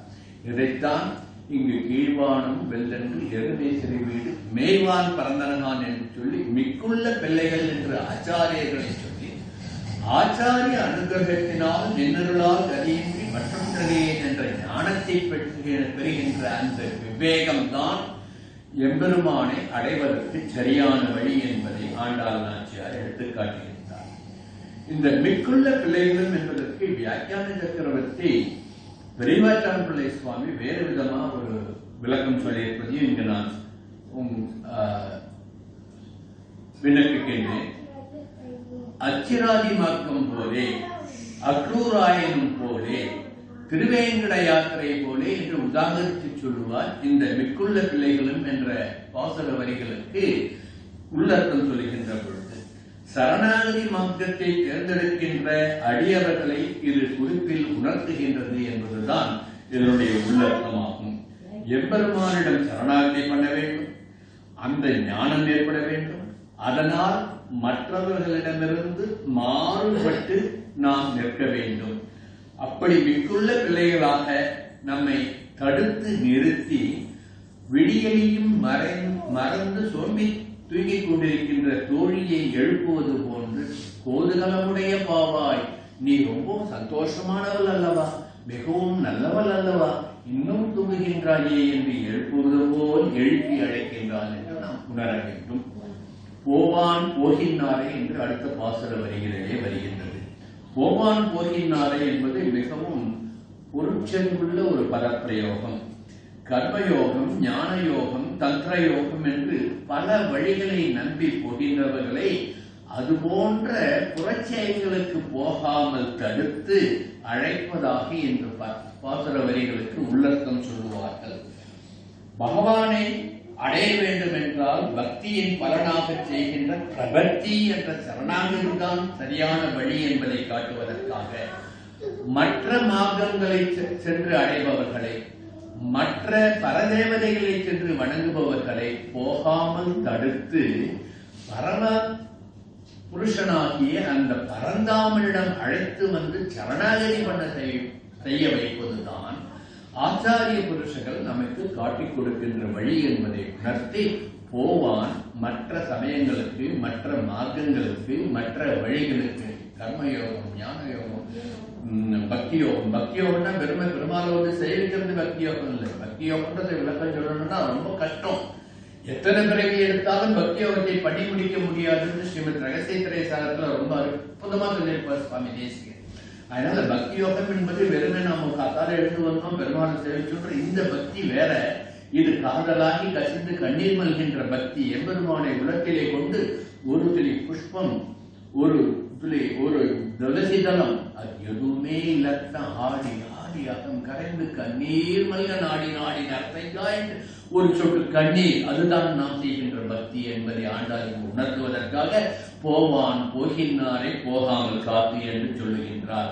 மற்ற மார்க்கங்களுக்கு பர தேவதைகளுக்கு சென்று வணங்காமல் நிரந்தரமான மூல முதல்வனான ஆதி மூலமாகிய அந்த எம்பெருமானிடம் வந்து சரணாகதி செய்ய வேண்டும் என்பதை இங்கே எடுத்து காட்டுகின்றார்.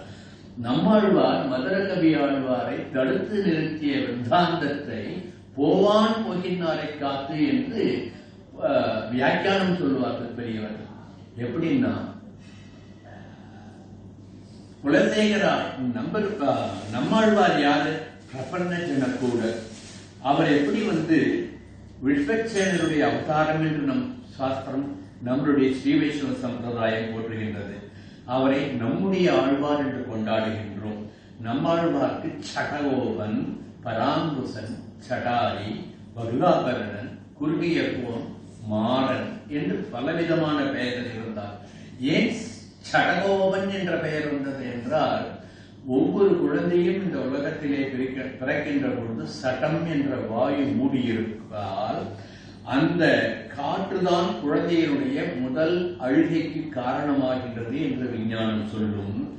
அந்த சட்டத்தை உதைத்து பிறந்த குழந்தை பேசவில்லை, அழவில்லை, உண்ணவில்லை. தவழ்ந்து சென்று புளிய மர புத்திலே உட்கார்ந்து 16 ஆண்டுகள் கண்மூடி தியானத்தில் இருந்த அதிசயம் நம்மாழ்வாருடைய பிறவியின் ரகசியம். அப்படி ஆகையினால்தான் அவரை சட்டத்தை உதைத்து தள்ளிய குழந்தை என்பதனால் சட்டகோபன் என்ற காரண பெயர் வந்தது என்று பெரியவர்கள் அனுபவிப்பார்கள். அதே போன்று பக்தி என்ற ஒரு யானையை அடக்குவதற்கு எவ்வளவு பெரிய உருவம் அந்த யானை. அந்த யானையை அடக்குவதற்கு பாகன் என்ன பண்றான்? கையில் இருக்கிற ஒரு சின்ன அங்குசம், ஒரு சின்ன வேல் போன்ற ஒரு கருவியை வைத்துக் கொண்டு அதை சுற்றி அடக்குவது போன்று பக்தி என்ற அங்குசத்தினால் அந்த பரந்தாமனை தன் கட்டுக்குள்ளே வைக்க முடியும் என்பதை நமக்கு எடுத்து காட்டியவர் பராங்குசன் என்ற சுவாமி நம்மாழ்வார் என்பதையால் இந்த பாத்திரத்திலே நம்மாழ்வாரை துயிலெழுப்புவது போன்று அமைத்திருக்கின்றார். இப்படி அசாதாரணமாக ஒரு குழந்தையாக பிறந்து 16 ஆண்டுகள் புளிய மரம் ஒன்றிலே உண்ணாது உறங்காது தவத்தில் இருந்த அந்த ஞான குழந்தையை மதுரகவி ஆழ்வார்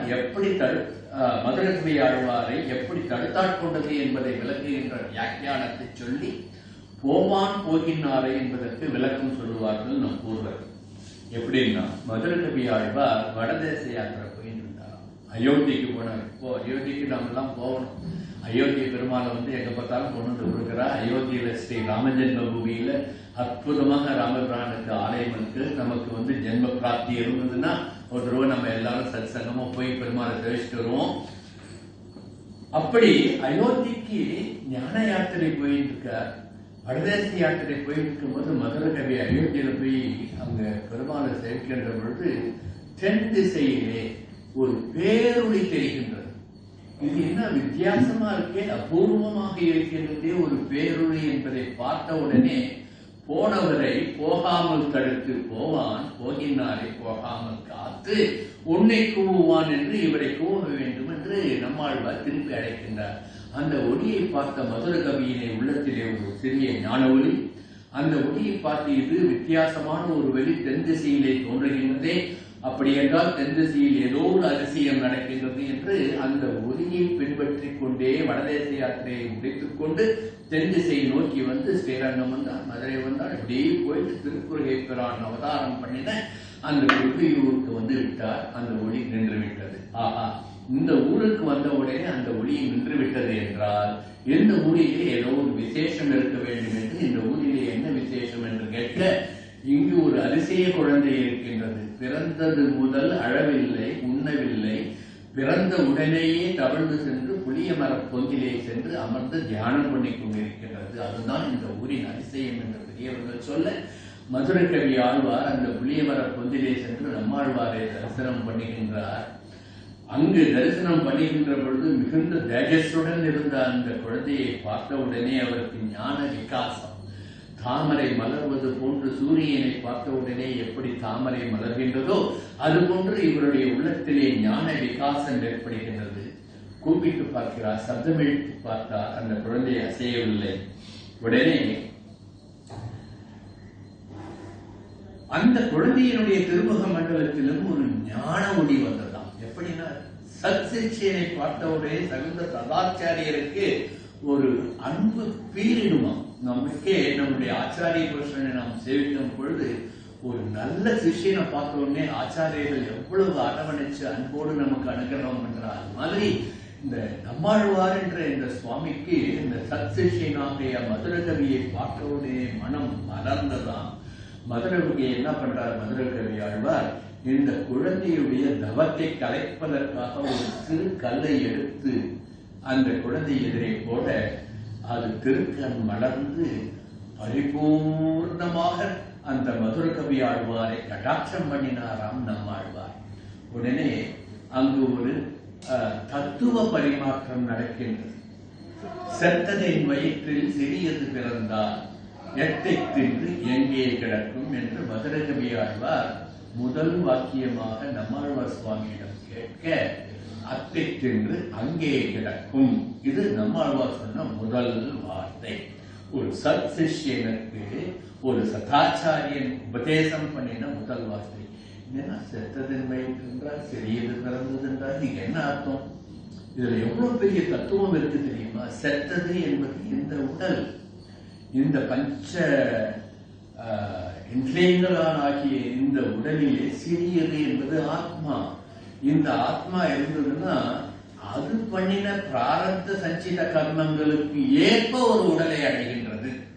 நாம எத்தனை பிறவியில என்ன நல்லது பண்ணமோ அந்த பிராரப்த கர்மத்தினுடைய பலனாக ஒரு மானிட பிறவி எடுத்தோம். அதிலும் இன்னும் நல்ல புண்ணியம் பண்ணினதுனால ஒரு ஸ்ரீ வைஷ்ணவ சம்பிரதாயத்தை நம்புகின்ற ஒரு பிறவியாக எடுத்தோம். அதிலும் இன்னும் கொஞ்சம் நல்ல கைங்கரியம் பண்ணி பூர்வ ஜென்மத்துல பண்ணதுனால பிராத காலத்துல எம்பெருமான வந்து தரிசனம் பண்ணி பகவானே நீதான் ஆதிபூலம் என்ற உணர்வை நமக்கு ஏற்படுத்தி கொடுக்கின்றது அல்லவா? இது போன்ற ஒரு சத்சங்கத்திலே வந்து இருக்கின்றோம் அல்லவா? இதெல்லாம் பிராரப்த கர்மம். எத்தனை ஆயிரம் எத்தனை லட்சம் பேர் இருக்கா ஊர்ல, அத்தனை பேருமா பிராத காலத்துல கோவில்ல வந்துட்டா, அத்தனை பேருமோ அந்த உடனே என்னமோ வாசலே இருந்து அப்படியே இப்படி இப்படி பண்ணிட்டு போயிட்டே இருக்கிறவா எத்தனை பேர், அப்படியே இப்படி எட்டி பார்த்துட்டு போறவா எத்தனை பேர், வந்து ஒரு நிமிஷம் உட்கார்ந்துட்டு போறவா எத்தனை பேர், வந்து மணிக்கணக்கிலே ஆனாலும் எம்பெருமானின் திருநாமங்களை நாம் செவிமடிப்போம் என்று உங்களை போன்று கேட்டுக் கொண்டிருக்கிறவா எத்தனை பேர். இதுதான் நம் பூர்வ ஜென்ம பலன், இதுதான் நாம் செய்த முன்வினை பயன். ஆகையினால் ஒரு நல்ல பிறவி எடுத்தோம், மானிட பிறவி எடுத்தோம், மானிடத்திலே ஸ்ரீ வைஷ்ணவனாக பிறவி எடுத்தோம். ஸ்ரீ வைஷ்ணவனிலே சத்வகுணம் மிகுந்து எம்பெருமானிடம் சரணாகதி பண்ண வேண்டும் என்ற ஞானத்தை பெற்றோம். அந்த சரணாகதி பண்ணுவதற்கு தகுந்த ஆச்சாரியன் நமக்கு கிடைத்து விட்டாரே என்று மகிழ்ந்து ஆச்சாரிய ரூபமாக எம்பெருமானை சென்று அடைந்து விட்டோம். இதையெல்லாம் உணர்த்துவதுதான் செத்ததன் வயசில் சிறியது பிறந்தால் எத்தை தின்று எங்கே கிடக்கும் முதல்வரையாழ்வார் கேட்க, அத்தை தின்று அங்கே கிடக்கும். அது எந்தெந்த ரூபத்தை அதனுடைய கர்ம பலனின் பயனாக ஒரு ஆத்மா எந்த உடலை அடைகின்றதோ அந்த உடலிலேயே வாசம் பண்ணிக்கொண்டு அந்த உடலிலேயே ஒரு போகத்தை அனுபவித்துக் கொண்டு இருக்கும் தகுந்த ஞானம் வருகின்ற வரையில் என்பது இதுக்கு விளக்கம். இதுக்கு உதாரணமா வேடிக்கையா பெரியவா ஒரு கதை சொல்லுவா, கொஞ்சம் நாழியான கோச்சுக்காரங்களோ ஒரு கதை ஒன்று சொல்லுவா. அப்படின்னா ஒரு பெரிய குரு, ஒரு ஆச்சாரியன், அந்த ஆச்சாரியன் சிஷ்யருக்கெல்லாம் நன்னா காலட்சேபம் பண்ணிட்டு சிஷ்யருக்கெல்லாம் அனுகிரகம் பண்ணிட்டு இருந்தார். அந்த ஆச்சாரியனுக்கு அவருடைய தேக அபிமானம் முடிந்து அவர் பரமபதத்துக்கு போக வேண்டிய காலம் வந்துட்டதுன்னு அவருக்கு தெரியவில்லை. தெரிஞ்ச பொழுது என்ன சொல்றார், அவர் பண்ண பாவ புண்ணியத்தின் பலனாகவும் கூட அவர் ஆச்சாரியனாக இருந்தும் அவருக்கு ஏதோ சில தவறுகள் நடந்ததனால் அடுத்த பிறவி நமக்கு ஒரு ஈனமான பிறவி கிடைக்க போறது என்று தெரிந்துவிட்டது. அந்த பிறவியை முடித்து அதற்கு அடுத்த பிறவியில் தான் எனக்கு பரமபதத்திலே எம்பெருமானுக்கு நித்திய கைங்கரியம் பண்ணுகின்ற அந்த நித்திய சூரியை போன்ற பிராப்தி கிடைக்கும் என்று தெரிந்து கொண்டு சிஷ்யர்களை அழைத்து, என் தேக காலம் முடிந்துவிட்டது, இப்பொழுது நான் அருகில் உள்ள ஒரு குடிசையில நிறைய பன்னிக்குட்டி எல்லாம் மேயிருப்பாங்களோ அங்க நான் ஒரு பண்ணியா பிறப்பேன். அந்த பன்றிக்குட்டியாக இருந்தோடனே நீங்க என்ன பண்றீங்கன்னா ஒரே கூட போட்டு என்ன சமஹாரம் பண்ணிடும். எனக்கு அந்த பிறகு முடிஞ்சு போயிடும். அடுத்த பிறவியில நான் எம்பெருமானுக்கு போய் சேர்ந்துருவேன்ட்டு சிஷ்யத்தை சொல்றாங்க.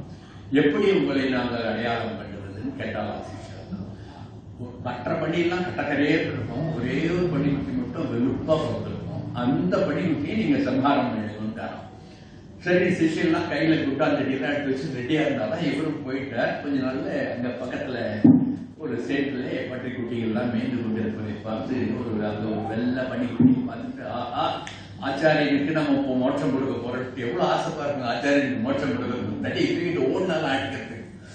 அப்போ அந்த பன்றிக்குட்டி சொன்னதான், அப்பா அப்பா என்ன அடிச்சிடாதீங்க, நான் தெரியாம சொல்லிட்டேன், இதுல இருக்கிற சந்தோஷம் என்ன அந்த அற்ப மனுஷ பிறவியில் இருக்கு, என்ன அழகாக சேத்துல உழுந்து பெறல்ற, எவ்வளவு சந்தோஷமா நான் இருந்துருக்கேன், என்னை சுத்தி பாருங்க எவ்வளவு குட்டிகள் இருக்கு, இந்த அனுபவத்தை விட என்ன சதா சதுவாக உட்கார்ந்து தியானம் பண்ணிட்டு மனுஷ பிறவியில் என்னடா என்னை சாகடிக்காதுன்னு சொல்லலாம்.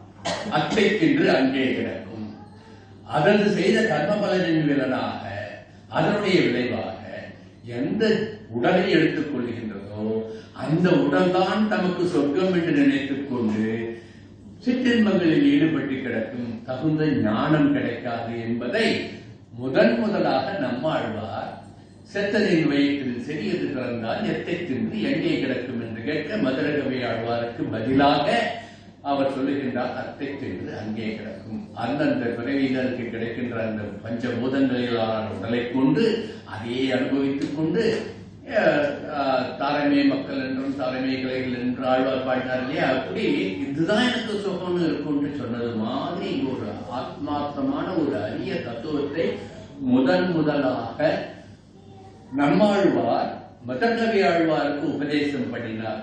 இதுல வெளிப்படையா பார்த்தா கேட்டவருக்கும் பதில் சொன்னவருக்கும் தான் உள்ளர்த்தம் புரிந்தது. நம்ம பெரியவா நமக்கு பண்ண பரோபகாரம், அதனுடைய வேதாந்த விளக்கத்தை நம்மெல்லாம் புரிஞ்சுக்கிற அளவுக்கு விளக்கமா ஒரு சின்ன சின்ன கதைகள் மூலம் எடுத்து சொன்னாலும் தான் சத்சங்கத்தில் அனுபவிக்கிறோம். இப்படி கேள்வியும் பதிலுமாக உட்பொருள் ஆழமாக சொன்னது அந்த எளிமையான விளக்கத்தை இங்கு தெய்வான் பரதரகான் மிக்குள்ள பிள்ளைகள் போவான் போகின்றாரை போகாமல் காத்து, வேறு திசையில் சென்ற மதுரகவி ஆழ்வாரை போகாமல் காத்து தடுத்தாட்கொண்டு தகுந்த சசிஷனாக நம்மாழ்வார் சுவாமி அனுகிரகம் பண்ணியதை இந்த பாசுரத்திலே சொல்லுகின்றார் என்று பெரியவர்கள் நமக்கு எடுத்து காட்டுவார்கள். இப்படி இன்னொரு விசேஷம் நம்மாழ்வாரை பற்றி சொல்றோம் இல்லையா, இன்னொரு விசேஷமும் அனுபவிக்கணும். அவர் இருந்த புளிய மரம் விசேஷமான புளிய மரம். இப்போ யாராவது யாத்திரை பண்ணேன்னா தயவு செய்து போயிட்டு அந்த பெருமாளை நம்மாழ்வார் அங்கே வாசம் பண்ணின அந்த இடத்த சேவிச்சுட்டு அந்த புளிய மரத்தையும் சேவிச்சுட்டு வரணும். இந்த புளிய மரத்தில் மற்ற மரங்களை போல் பூக்கும், நிறைய பூவெல்லாம் வரும், ஆனால் காய் காய்க்காது. பொதுவாக நீங்க இயற்கையை நீங்க பார்த்தீங்கன்னா புளிய மரத்தில் ராத்திரில இலையெல்லாம் தொட்டாசு நீங்க இறப்போட சுருங்கி போயிருக்கும், ஒன்னோட ஒன்று ஒட்டிட்டு அப்படியே கூடிட்டு காத்தால எல்லா இலையும் வெளியே போயிருக்கும். ஆனா நம்மாழ்வார் அவதாரம் பண்ணின அந்த புளிய மரம் வாசம் பண்ணார் இல்லையா, அந்த புளிய மரம் அந்த மரத்தை பார்த்தா இன்னைக்கும் பூக்கும் காய்க்காது, இலைகள் மூடாது, எப்பொழுதும் மலர்ந்து கொண்டே இருக்கும். அது ஒரு விசேஷம். இதை இந்த பாசுரத்துக்கு நம்ம மதுரை கவியாழ்வார் நம்மாழ்வாரை அனுபவித்ததுனால் ஒரு சின்ன ஒரு இன்ஃபர்மேஷனாக இங்க நான் இந்த சத்சங்கத்திலே விண்ணப்பம் பண்ணுகின்றேன். இப்படி பரம்பொருளை தேடி எங்கெங்கோ அலைந்து தெரிந்த போவானாகி அந்த மதுரை கவியாழ்வாரை போகாமல் தடுத்து ஆட்கொண்ட, தன்னிடம் வரவேற்று ஆட்கொண்ட நம்மாழ்வாரை பராங்குச நாயகனை சடகோபனை வந்து கூறுவான் வந்து நின்றோம் கோதுகலம் என்று எழுப்புகின்றாள் என்று இந்த பாசுரத்திலே அனுபவிப்பார்கள். ஆகவே இந்த பாசுரத்திலே எழுப்பப்படுகின்ற ஆழ்வார் நம்மாழ்வார் என்று பெரியவர்கள் நிர்தாரணம் பண்ணுகின்றார்கள். இப்படி கோதுகலமுடைய பாவாய் என்று உருவகப்படுத்துகின்றால் நம்மாழ்வாரை என்பதுதான் உண்மையான அர்த்தம், சுவாபதேசம். இதை சுவாமி தேசிகன் ஒரு பாசுரத்திலே சொல்லியிருக்கார். அதையே இங்கு அனுபவிச்சோம்னா அந்த உண்மையான சுவாபதேசம் என்னன்றது நமக்கு புரியும். இன்பத்தில் இறங்குதலும் இசையும் பேற்றில் இகழாத பல்லுறவில் இராகமாற்றில் தன்பற்றில் வினைவிலக்கில் தகவோகத்தில் தத்துவத்தை உணர்ந்ததில் தன்மையாயில் அன்பர்க்கே அவதரிக்கும் மாயன் நிற்க அருமறைகள் தமிழ் செய்தான் தாலே கொண்டு துன்புற்ற மதுர கவி தோன்ற காட்டும் தொல் வழியே நல்வழி காட்டுவர் கடுமைவார் தமக்கே. தொல்வழியே நல்வழி என்று உணர்வார் தமக்கு. எந்த தொல்வழி? மதுர கவியாழ்வார் காட்டிய தொல்வழி. மதுர கவியார் காட்டிய தொல்வழி எது என்பது சரணாகதி, ஆச்சாரிய பக்தி. 12 ஆழ்வார்கள் சொல்றோம். மதுர கவி ஆழ்வார் சொன்னது 11 பாசுரங்கள். அது 11 பாசுரமும் பெருமாளை பத்தி பாடல, தன்னுடைய ஆச்சாரியனாக தன்னை தடுத்தாட்கொண்ட போவான் போகினாரே போகாமல் காத்த அந்த நம்மாழ்வாரையே தன்னுடைய ஆச்சாரியனையே பாடி பறந்த அந்த பாசுரங்கள். அதுதான் ஆச்சாரிய பக்தி, அதுதான் தொல்வழி. அந்த தொல்வழி தான் நம் வழி என்று எடுத்துக்காட்டுகின்றார் சுவாமி தேசிகன். இப்படி ஆச்சாரிய அனுகிரகத்தினால் தான் எம்பெருமானை அடைய முடியும். ஆகவே போவான் போகினாரை போகாமல் காத்து என்பதற்கு மதுர கவி ஆழ்வார் விருத்தாந்தத்தை நாம் ஒரு விதமாக அனுபவித்தாலும் இந்த பாசன சொற்களுக்கு வேறு விதமாகவும் அர்த்தம் சொல்லுவார்கள் பெரியவர்கள். நம்மாழ்வார் என்ன பண்ணார்? இருந்த இடத்திலிருந்தே அத்தனை தேசத்து எம்பெருமானையும் தன் கண்ணார கண்டு ஞானக்கண்ணிலே கண்டு பாசனங்கள் நமக்கு அருளி இருந்தார். ஆனா திருமங்கை ஆழ்வார் என்ன பண்ணார்? ஆடல்மா குதிரையில் ஏறிக்கொண்டு வாழ்வையிலேந்து எங்க பார்த்தாலும் சுற்றி வந்து போய் எம்பெருமானை தரிசனம் பண்ணி மங்களாசாசனம் பண்ணி பாசனங்கள் கொடுத்தார். இதுதான் இந்த போவான் போகினாரை போகாமல் காத்துறதுக்கு இன்னொரு வியாக்கியானமாக சொல்லுகின்றார்கள். இருந்த இடத்திலேயே இருந்து கொண்டு எம்பெருமானை அனுபவித்தது போன்று போகாமல் காத்து தன்னை கூவான் என்று தன்னை அழைப்பதற்கு அழைத்த அந்த நம்மாழ்வாரை மனதில் கொள்ள வேண்டும் என்று இங்கு போவான் போகினாரை போகாமல் காத்து என்று ஆண்டாள் நாச்சியார் சொல்லியுள்ளாள் என்று அனுபவிப்பார்கள். அடுத்தது கூவான் வந்து நின்னோம் சொல்றார். கூவான்னா இப்ப என்னமோ அது ஒரு சொல்லத்தகாத வார்த்தை போதுக்கு என்ன கூவரன் சொல்றா இல்லையா? அற்புதமான தமிழ் வார்த்தை, ஆழ்வார் அனுபவித்த வார்த்தை.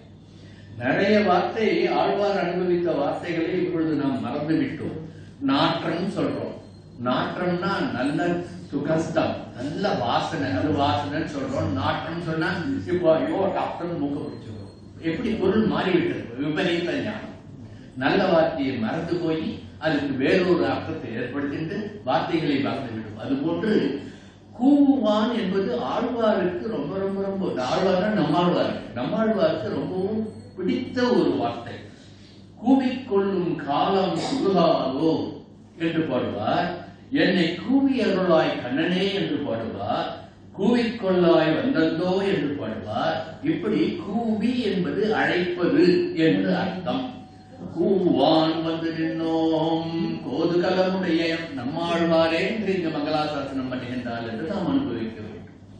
இங்கே கூவான் என்பது ஒரு சின்ன ஒரு விளக்கம். பரமபதம் எவ்வளவு தூரத்தில் இருக்கு? எவ்வளவு தூரத்தில் இருக்கு? கூப்பிடங்களவு தான் இருக்கு. நம்ம கூப்பிடங்களவு தான் இருக்கு. எப்படி பிரமாணம் என்ன? ஆதி மூலமே அந்த கஜேந்திரன் கத்தின உடனே ஐயோ பரமபதத்தில் இருந்தவர் வந்து அப்படியே ஓடி வந்து காப்பாற்றலையா, ரட்சணம் பண்ணலையா? ஆகவே பரமபதம் கூப்பிடும் தூரத்தில் இருக்கின்றது. ஆகவே நாம் கூவோம். எப்படி கூவோம்? ஸ்ரீமன் நாராயணா, எம்பெருமானே நாராயணா, கோவிந்தா, வாசுதேவா எம்பெருமான் திருநாமத்தை கூவோம். இங்க கூவான் வந்து நின்றோம் சொல்லியிருக்கான்னு அனுபவிக்க வேண்டும். வந்து நின்றோம், வந்து நின்னோன்றதுக்கு வந்து பெரியவாச்சான் பிள்ளை வந்து வால்மீகி ராமாயணத்தினுடைய ஒரு நிகழ்ச்சியை எடுத்துக்காட்டி விபீஷ்ண சரணாகதியை ஒப்பிட்டு காட்டி வியாக்கியானம் பண்ணியிருப்பார். அந்த வியாக்கியானத்தெல்லாம் சொல்லணும்னா நிறைய நாழியாகும். அப்புறம் அவர் கோச்சுடுவார் என்பதில் நாழியாருன்ட்டு ஓரளவுக்கு எடுத்துக்காரு. வந்து நின்றோம் என்றால் எப்படி வந்து நின்றான்? விபீஷ்ணன் வானத்தின் மேல வந்து நிற்கிறான், வடகரையில நின்று நமக்கு அனுகிரகம் கிடைக்காதா பெருமாள்கிட்ட சரணாகதி பண்ணுவதற்காக என்று பெருமாளை சுற்றி இருக்கின்ற சுக்ரீவாதிகளை பார்த்து அவர்கள் நமக்கு அனுகிரகம் பண்ணினா கீழே வந்து பெருமாளுக்கு சரணாகதி பண்ணுவோம் நின்னான். உத்தரம் தீரமாசாத்திய கஸ்தேவ யதஸ்திதா என்பது வால்மீகி ராமாயண வாக்கியம். உத்தரம் தீரமாசாத்திய கடலின் வடகரையை வந்து கஸ்த ஏவ வியதிஷ்டிதா வானத்திலேயே நின்று கூவான் வந்து நின்றான். இதுதான் அந்த வால்மீகி ராமாயண ஸ்லோகத்தை எடுத்துக்காட்டி வந்து நின்ற அந்த விபீஷணனுடைய சரணாகதியை எம்பெருமான் ஏற்றிக்கொண்டதை காட்டி பெரியவாச்சான்பிள்ளை சுவாமி அழகா இந்த வாக்கியத்திற்கு கூவான் வந்து நின்றோம் என்ற வந்து நின்றோம் என்பதை விபீஷண சரணாகதியை எடுத்துக்காட்டி ஒரு அற்புதமான வியாக்கியானம் சொல்லியிருப்பார். அதையும் இங்கு நாம் நினைத்துக் கொள்வோம். கோதுகலமுடைய பாவாய் என்று சொல்லி, கோதுகலம்னா என்ன? சமஸ்கிருதத்துல கௌதூகலம் என்று சொல்லுவார்கள். என்ன ஒரே கோலாகலமா இருக்கே, ஒரே கொண்டாட்டமா இருக்குன்னு சொல்றீங்க. இப்ப பாருங்க, இன்னும் புது வருஷம் வருதா, இன்னும் யாரோ பிறந்தாலா, இன்னும் பண்ணிட்டு இருக்கா. உஷற்காலத்துல இங்க வந்து சேவிக்கணும்னு இல்லாம லைட்டை போட்டு ஆட்டம் பாட்டம் கொண்டாட்டம் இருக்கிறது கிடையாது. கண்டதை காட்சி கொண்டதை கோலம் என்று இருக்க வேண்டாம். எம்பெருமானை வந்து சரணடைவோம், கௌதூகலமாக இருப்போம், கோதுகலமாக இருப்போம். நமக்கு எது கொண்டாட்டம்? எம்பெருமானுடைய திருவடிகளில் சரணாகந்தத்தை பற்றிக் கொள்வதுதான் கொண்டாட்டம் என்று இருப்போம் என்று சரணாகதியை சொல்வதற்காக கோதுகலமுடைய பாவா என்று சொன்னார் என்று எடுத்துக்கொள்ள வேண்டும். இந்த ஆண்டாளின் பாசுரத்திற்கு உள்ளுரை பொருள் கோதுகலமுடைய பாவா என்பது நம்மாழ்வாரை சொல்லி நம்மாழ்வார் போல் தியானத்திலிருந்து அவர் கொடுத்த அருமறைகளை தமிழ் மறைகளை மனத்தில் கொண்டு தூயோமாய் வந்து நாம் தூமலர்களாகிய அவர்களுடைய பாசுரத்தை சொல்லி எம்பெருமானை நாத்தெழும் வேற நாராயண நாமம் சொல்லி பொன்னை கொண்டு குறையிலிட்டார் போல் உன்னை கொண்டு என் ஞாபகத்தில் இட்டேன் நமோ நாராயணாய என்று அந்த நாமத்தை சொல்லி சொல்லி சொல்லி வந்தோம் என்றால் நமக்கு என்ன கிடைக்கும்? குலம் தரும் செல்வம் தந்திடும் அடியார் படுதுயராயினவெல்லாம் நிலந்தரும் செய்யும் நீரில் விசும் வருளும் அருளொடு பெருநிலமளிக்கும் பெற்றதாயினும் ஆயுத செய்யும் நலம் தரும் சொல்லை நான் கண்டுகொண்டேன் நாராயணா என்னும் நாமம் என்று ஆழ்வார் அனுபவித்தது போன்று நாத்தழும் வேற நாராயண நாமம் சொல்லிக் கொண்டிருந்தோம் என்றால் நாம் எல்லாம் கோதுகலமுடைய பாவாய் உற்சாகமாக கொண்டாடுகின்ற மக்களாக சேதனர்களாக மாறிவிடுவோம் என்பதை இங்கு ஆண்டாள் நாச்சியார் எடுத்து காட்டுகின்றார். இப்படி ஏன் எல்லோரும் கோதுகலம் அடையாமல் வேறு கொண்டாட்டத்திலே இருக்கின்றார்கள்? ஏன் போகினாரே போகாமல் காக்க முடியாமல் வேறு மார்க்கத்துக்கு போய் கொண்டிருக்கின்றார்கள்? பகவத்கீதையிலே பகவான் அற்புதமாக ஒரு ஸ்லோகத்திலே சொல்லி இருக்கின்றார். மனுஷ்யானாம் சகஸ்ரேஷு கச்சித் யததி சித்தையே யததாமதி சித்தானாம் கச்சின்மாம் வேதி தத்வதா. இது பகவத்கீதையிலே 7வது அத்தியாயத்திலே 3வது ஸ்லோகம். இதனுடைய பொருள் என்னன்னா, எத்தனாயிரம் மக்கள் இருந்தாலும் அந்த 1000த்துல யாரோ ஒருத்தர் தான் என்ன நினைக்கிறார். அப்படியே ஒரு யாரோ ஒருத்தர்ல ஞானியா இருக்கிற ஒருத்தர் தான் என்னை உள்ளபடி புரிந்து கொள்ளுகின்றான் என்பது பகவானுடைய திருவாக்கு. ஆகவே நாம் கோதுகலமுடைய பாவாயாக, கோதுகலமுடையவர்களாக, நாத்தெழும் வேற நாராயண நாமம் சொல்லி அவனத்தை உள்ளத்தில் கொள்பவர்களாக, பரிபூர்ண சரணாகதி பண்ணி எம்பெருமானின் திருப்பாதங்களை கெட்டியாக பிடித்துக் கொள்பவர்களாக, தகுந்த சதாச்சாரியரிடம் உபதேசம் பெற்று அவர் காட்டுகின்ற வழியிலே எம்பெருமானிடம் சரணாகதி பண்ணினால் நாம் எல்லாம் கோதுகலமுடைய பாவாயாய் எழுந்து மாறிவிடுவோம். நாம் எல்லாம் பகவத்கீதையிலே சொன்னபடி பல்லாயிரக்கணக்கான மக்களிலே யாரோ ஒருத்தர் என்னை நினைக்கின்றார் சொன்னான் அல்லவா, அந்த யாரோ ஒருத்தராக நாமும் மாறிவிடுவோம். அதுதான் இந்த பாசுரத்திலே ஆண்டார் நமக்கு எடுத்து காட்டுகின்ற வழி. இதை சொன்ன கிருஷ்ணன் நாமெல்லாம் எப்படி இருக்கோம்னு இன்னொரு ஸ்லோகத்தில் சொல்றார். பொதுவா மக்களுடைய இயல்பு எப்படி இருக்குன்னா, கேட்டுக்கோ அர்ஜுனா, சதத்விதா வஜந்தேமா ஜனா சுகுலோர்ஜுனா ஆர்தோ ஜிக்ஞாசுர் அர்த்தார்த்தி ஞானீச்ச பரதர்ஷவா. என்கிட்ட 4 வகையான பக்தர்கள் வருவார்கள். எப்படி வருவாங்கன்னா, ரொம்ப துக்கமா இருக்கு, மனசு துக்கமா இருக்கு, கஷ்டத்து மேல கஷ்டம் கொடுக்கிறியே எம்பெருமானே, என் கஷ்டத்தை போக்குன்ட்டு துக்கத்தோட வந்து சேர்ப்பான். இன்னொருத்த பகவானே ஏதோ பூர்வ புண்ண ஜென்ம பலன் இல்லை, இன்னைக்கு எனக்கு நல்லா சௌக்கியமா வச்சிருக்க, எனக்கு நிறைய வீடு இருக்கு, ஒரு வீடு தான் இருக்கு, இன்னும் ஒரு 4 வீடு வாங்கணும், ஒரு கார் தான் இருக்கு, இன்னும் ஒரு 10 கார் வாங்கணும், இன்னும் ஒரு 100 பவுன் நகை போட்டுக்கணும். இப்படி செல்வத்தை வேண்டுபவர்கள் வருவார்கள். எந்த செல்வத்தை? செல்லுகின்ற செல்வத்தை வேண்டுவார்கள். திருத்தக்க செல்வம் வேண்டும், என்ன ஒண்ணு நீதான் எனக்கு வேணும்னு என்னை யாரும் கேட்க மாட்டார். அப்போ ஒரு பக்கம் மக்கள் துக்கம் போகணும்னு வேண்டா, ஒரு பக்தன் எனக்கு நிறைய செல்வம் கொடுன்னு வேண்டான், இன்னும் ஒரு பக்தன் என்ன பண்றான், ஞானத்தை கொடு என்று வேண்டான். அப்பளே பகவானே அப்படி நாமெல்லாம் இப்ப ஞானத்தை வேண்டிட்டு இருக்கோம். அதனால்தான் காலங்காத்தால பிராத காலத்துல எழுந்து பெருமாள் நாமம் சொல்லிட்டு கோவில் உட்கார்ந்து நாமளும் ஏதோ ஒரு காமியார்த்தமாக வேண்டிக் கொண்டிருக்கின்றோம், ஞானம் கொடுங்க.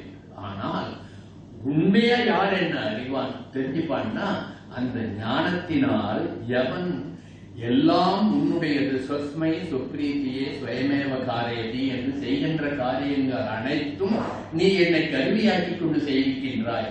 ஸ்வஸ்மை ஸ்வப்ரீதியே ஸ்வயமேவ காரித்தவான், நான் செய்த செயல்கள் அனைத்தும் நான் எதுவும் பண்ணல, உன்னுடைய ஆజ్ఞையினால், உன்னுடைய சங்கல்பத்தினால், உன்னுடைய பிரீத்திக்காக நீ என்னை கருவியாக்கி வைத்துக் கொண்டு பண்ணி வைத்து விட்டாய் பகவானே. ஆகவே உன்னை என்னுள்ளே கொண்டே என்னை உள்ளத்திலே இருக்க வேண்டும். இளங்கண்டேன் நாரணனே, நான் இன்றி நீ இல்லை, நீ இன்றி நான் இல்லை என்று ஆழ்வார் அனுபவித்தது போன்று நீதான் சர்வமும் எனக்கு என்ற ஞானம் ஒரு சிலருக்குத்தான் ஏற்படும். இது 4வது வகை பக்தன். இத்தகைய ஞானம் உள்ள பக்தன் தான் உள்ளபடியாக என்னை அறிகின்றான் என்று பகவத்கீதையிலே சொன்னதைத்தான் இங்கு கோதுகலமுடைய பாவாய் என்று ஆண்டாள் நாச்சியார் அருளி இருக்கின்றார் என்று நாம் அறிய வேண்டும். நாராயணனே ஆதி மூலம், நாராயணனே பரபிரம்மம். கிருதமிவ வயசி நிக்ஷடம் பூதே பூதேச வசதி விஞ்ஞானம் சத்தம் மந்தயத்வயம் மனசா மந்தான பூதேன என்று பிரம்மபிந்து உபனிஷத்திலே ஒரு வாக்கியம். அந்த வாக்கியம் என்ன சொல்றதுன்னா, எப்படி பாலுக்குள்ளே தயிர், தயிருக்குள்ளே வெண்ணெய், வெண்ணெய்க்குள்ளே நெய் என்று மறைந்து இருக்கின்றதோ அதுபோன்று ஞான வடிவனாகிய எம்பெருமான் எல்லா ஜீவராசிகளும் கறந்து மறைந்து இருக்கின்றான். நம்மாழ்வார் கறந்தெங்கும் பரந்துலன்னு சொல்லியிருப்பார் இல்லையா, அவர் இல்லாத இடங்கள் தூணிலும் இருப்பான், துரும்பிலும் இருப்பான், நரசிம்ம அவதாரம் எடுத்து காட்டினார் இல்லையா, அப்படி அவர் இல்லாத இடமே கிடையாது, எல்லா இடத்திலையும் வியாபித்து இருக்கின்றார். ஆனால் அதை நாம் எப்படி புரிந்து கொள்கிறோம் தெரியாது. இதுதான் அத்வைதத்தில் ஒன்று சொல்றோம், பார்க்கிறவா எல்லாம் பரபிரம்மம் சொல்றோம், எல்லாரும் நீயும் பிரம்மம் நானும் பிரம்மம், எல்லாரும் பிரம்மம். அப்போ அந்த புரிஞ்சுக்கிறதுக்கு ஒரு உயர்ந்த ஞானத்துக்கு நாம போகணும். பார்ப்பவர்கள் எல்லாரையும் பரபிரம்மம் என்று உணர்கின்ற மனப்பக்குவம் நமக்கு வர வேண்டும் என்றால் அந்த அளவுக்கு நம்ம உயர்த்திக்கிறோம். எல்லாரையும் நீயும் தெய்வம் நானும் தெய்வம் வெறுமை சொல்லிக்க முடியாது. சில பேர் இப்ப சொல்லிக்கிறார். அது மாதிரி ஒரு கதை ஒண்ணு 8வது காலத்துல ஒரு ராஜா வந்து கிருஷ்ணன் போலயே வேஷம் போட்டு கிருஷ்ணன் போட்டு நான் தான் கிருஷ்ணன் இப்ப கூட யாரோ சொல்லிட்டு இருக்காங்க நான் தான் கிருஷ்ணன் நான் தான் பகவான்ட்டு பண்ணிட்டு இருந்தாராம். கிருஷ்ணன் வந்து பாவம் சக்கரத்தை கூட அதே தான் என்கிட்ட பாக்கியா இருக்கு, அந்த சக்கரத்தை கொடுத்தீங்கன்னா நான் கிருஷ்ணனாவே மாறிடுவேன் கேட்டான். அதுக்கு என்னப்பா எடுத்து போட்டான், சக்கரத்தை கொடுத்துட்டாரு பெருமாள். சக்கரத்தை விட்டான், திருப்பி வாங்க முடியல. அது யாரால முடியும்? பரந்தாமனால தான் முடியும். அதை அனுப்புறதுக்கும் திருப்பி பிரயோகம் பண்ணது உள்ள வாங்குறதுக்கும். அவனுக்கு தெரியல, வேஷம் தான் போட்டுட்டான். வெளி வேஷத்தினால வேலை நடக்குமா? அந்த சக்கரம் வந்து அவனுடைய கழுத்தியை அறுத்துட்டு போயிட்டு கதை சொல்லணும். அது மாதிரி எப்படி பாலுக்குள்ளே தயிர், தயிருக்குள்ளே வெண்ணெய், வெண்ணெய்க்குள்ளே நெய் என்று கறந்து பறந்து மறைந்து இருக்கின்றதோ அதுபோன்று இந்த லோகத்தில் உள்ள சேதன அசேசன பொருட்கள் அனைத்திலுமே நான் நிறைந்து இருக்கின்றேன் என்பது பிரம்மபிந்து உபனிஷத்திலே எம்பெருமானை பற்றி சொல்லப்பட்டுள்ள ஒரு வாக்கியம். இத்தகைய பகவத் அனுபவத்தை நாம் தெரிந்து கொள்ள வேண்டும் என்றால் என்ன பண்ணணும்? மனம் என்ற மத்தினால் இடையறாது தியானித்து அடைகின்ற பகவத் அனுபவம் என்ற தயிரை நாம் கடைந்தோம் என்றால், அந்த பகவத் அனுபவம் என்ற தயிரை கடைந்துகின்ற பொழுது எம்பெருமானை காணுகின்ற பாக்கியமாகிய அந்த பரம அனுபவத்திலே நமக்கு வெண்ணெய் கிடைக்கும். அதனால் வெண்ணெயிலே இருக்கின்ற நெய் கிடைக்கும் என்று பிரம்மபிந்து உபனிஷத் கோஷித்ததை நினைவில் கொண்டு நாம் இதை அனுபவிக்க வேண்டும். ஆகவே இதே போன்று துவாதச நாம பஞ்சர ஸ்தோத்திரன்ற ஒரு ஸ்தோத்திரத்தில் ஒரு ஸ்லோகம் இருக்கு. வேதம் என்ற கடலிலிருந்து எடுத்த சாஸ்திரங்களை ஒரு பானையிலே இட்டு புத்தி என்ற மத்தினால் அதை கடைந்து வேத முதல்வனான நாராயணனை காண்பவர்கள் தான் ஞானத்தினால் மிக்க ஞானிகள் என்பது சாஸ்திரம் சொல்லுகின்றது. இப்படி ஆகவேதான் நேற்றைய பாசத்தில் என்ன சொன்னார்? மத்தினால் ஓசைப்படுத்த தைரரவம் கேட்கலையோன்னு ஒரு பூடகமா சொன்னான்.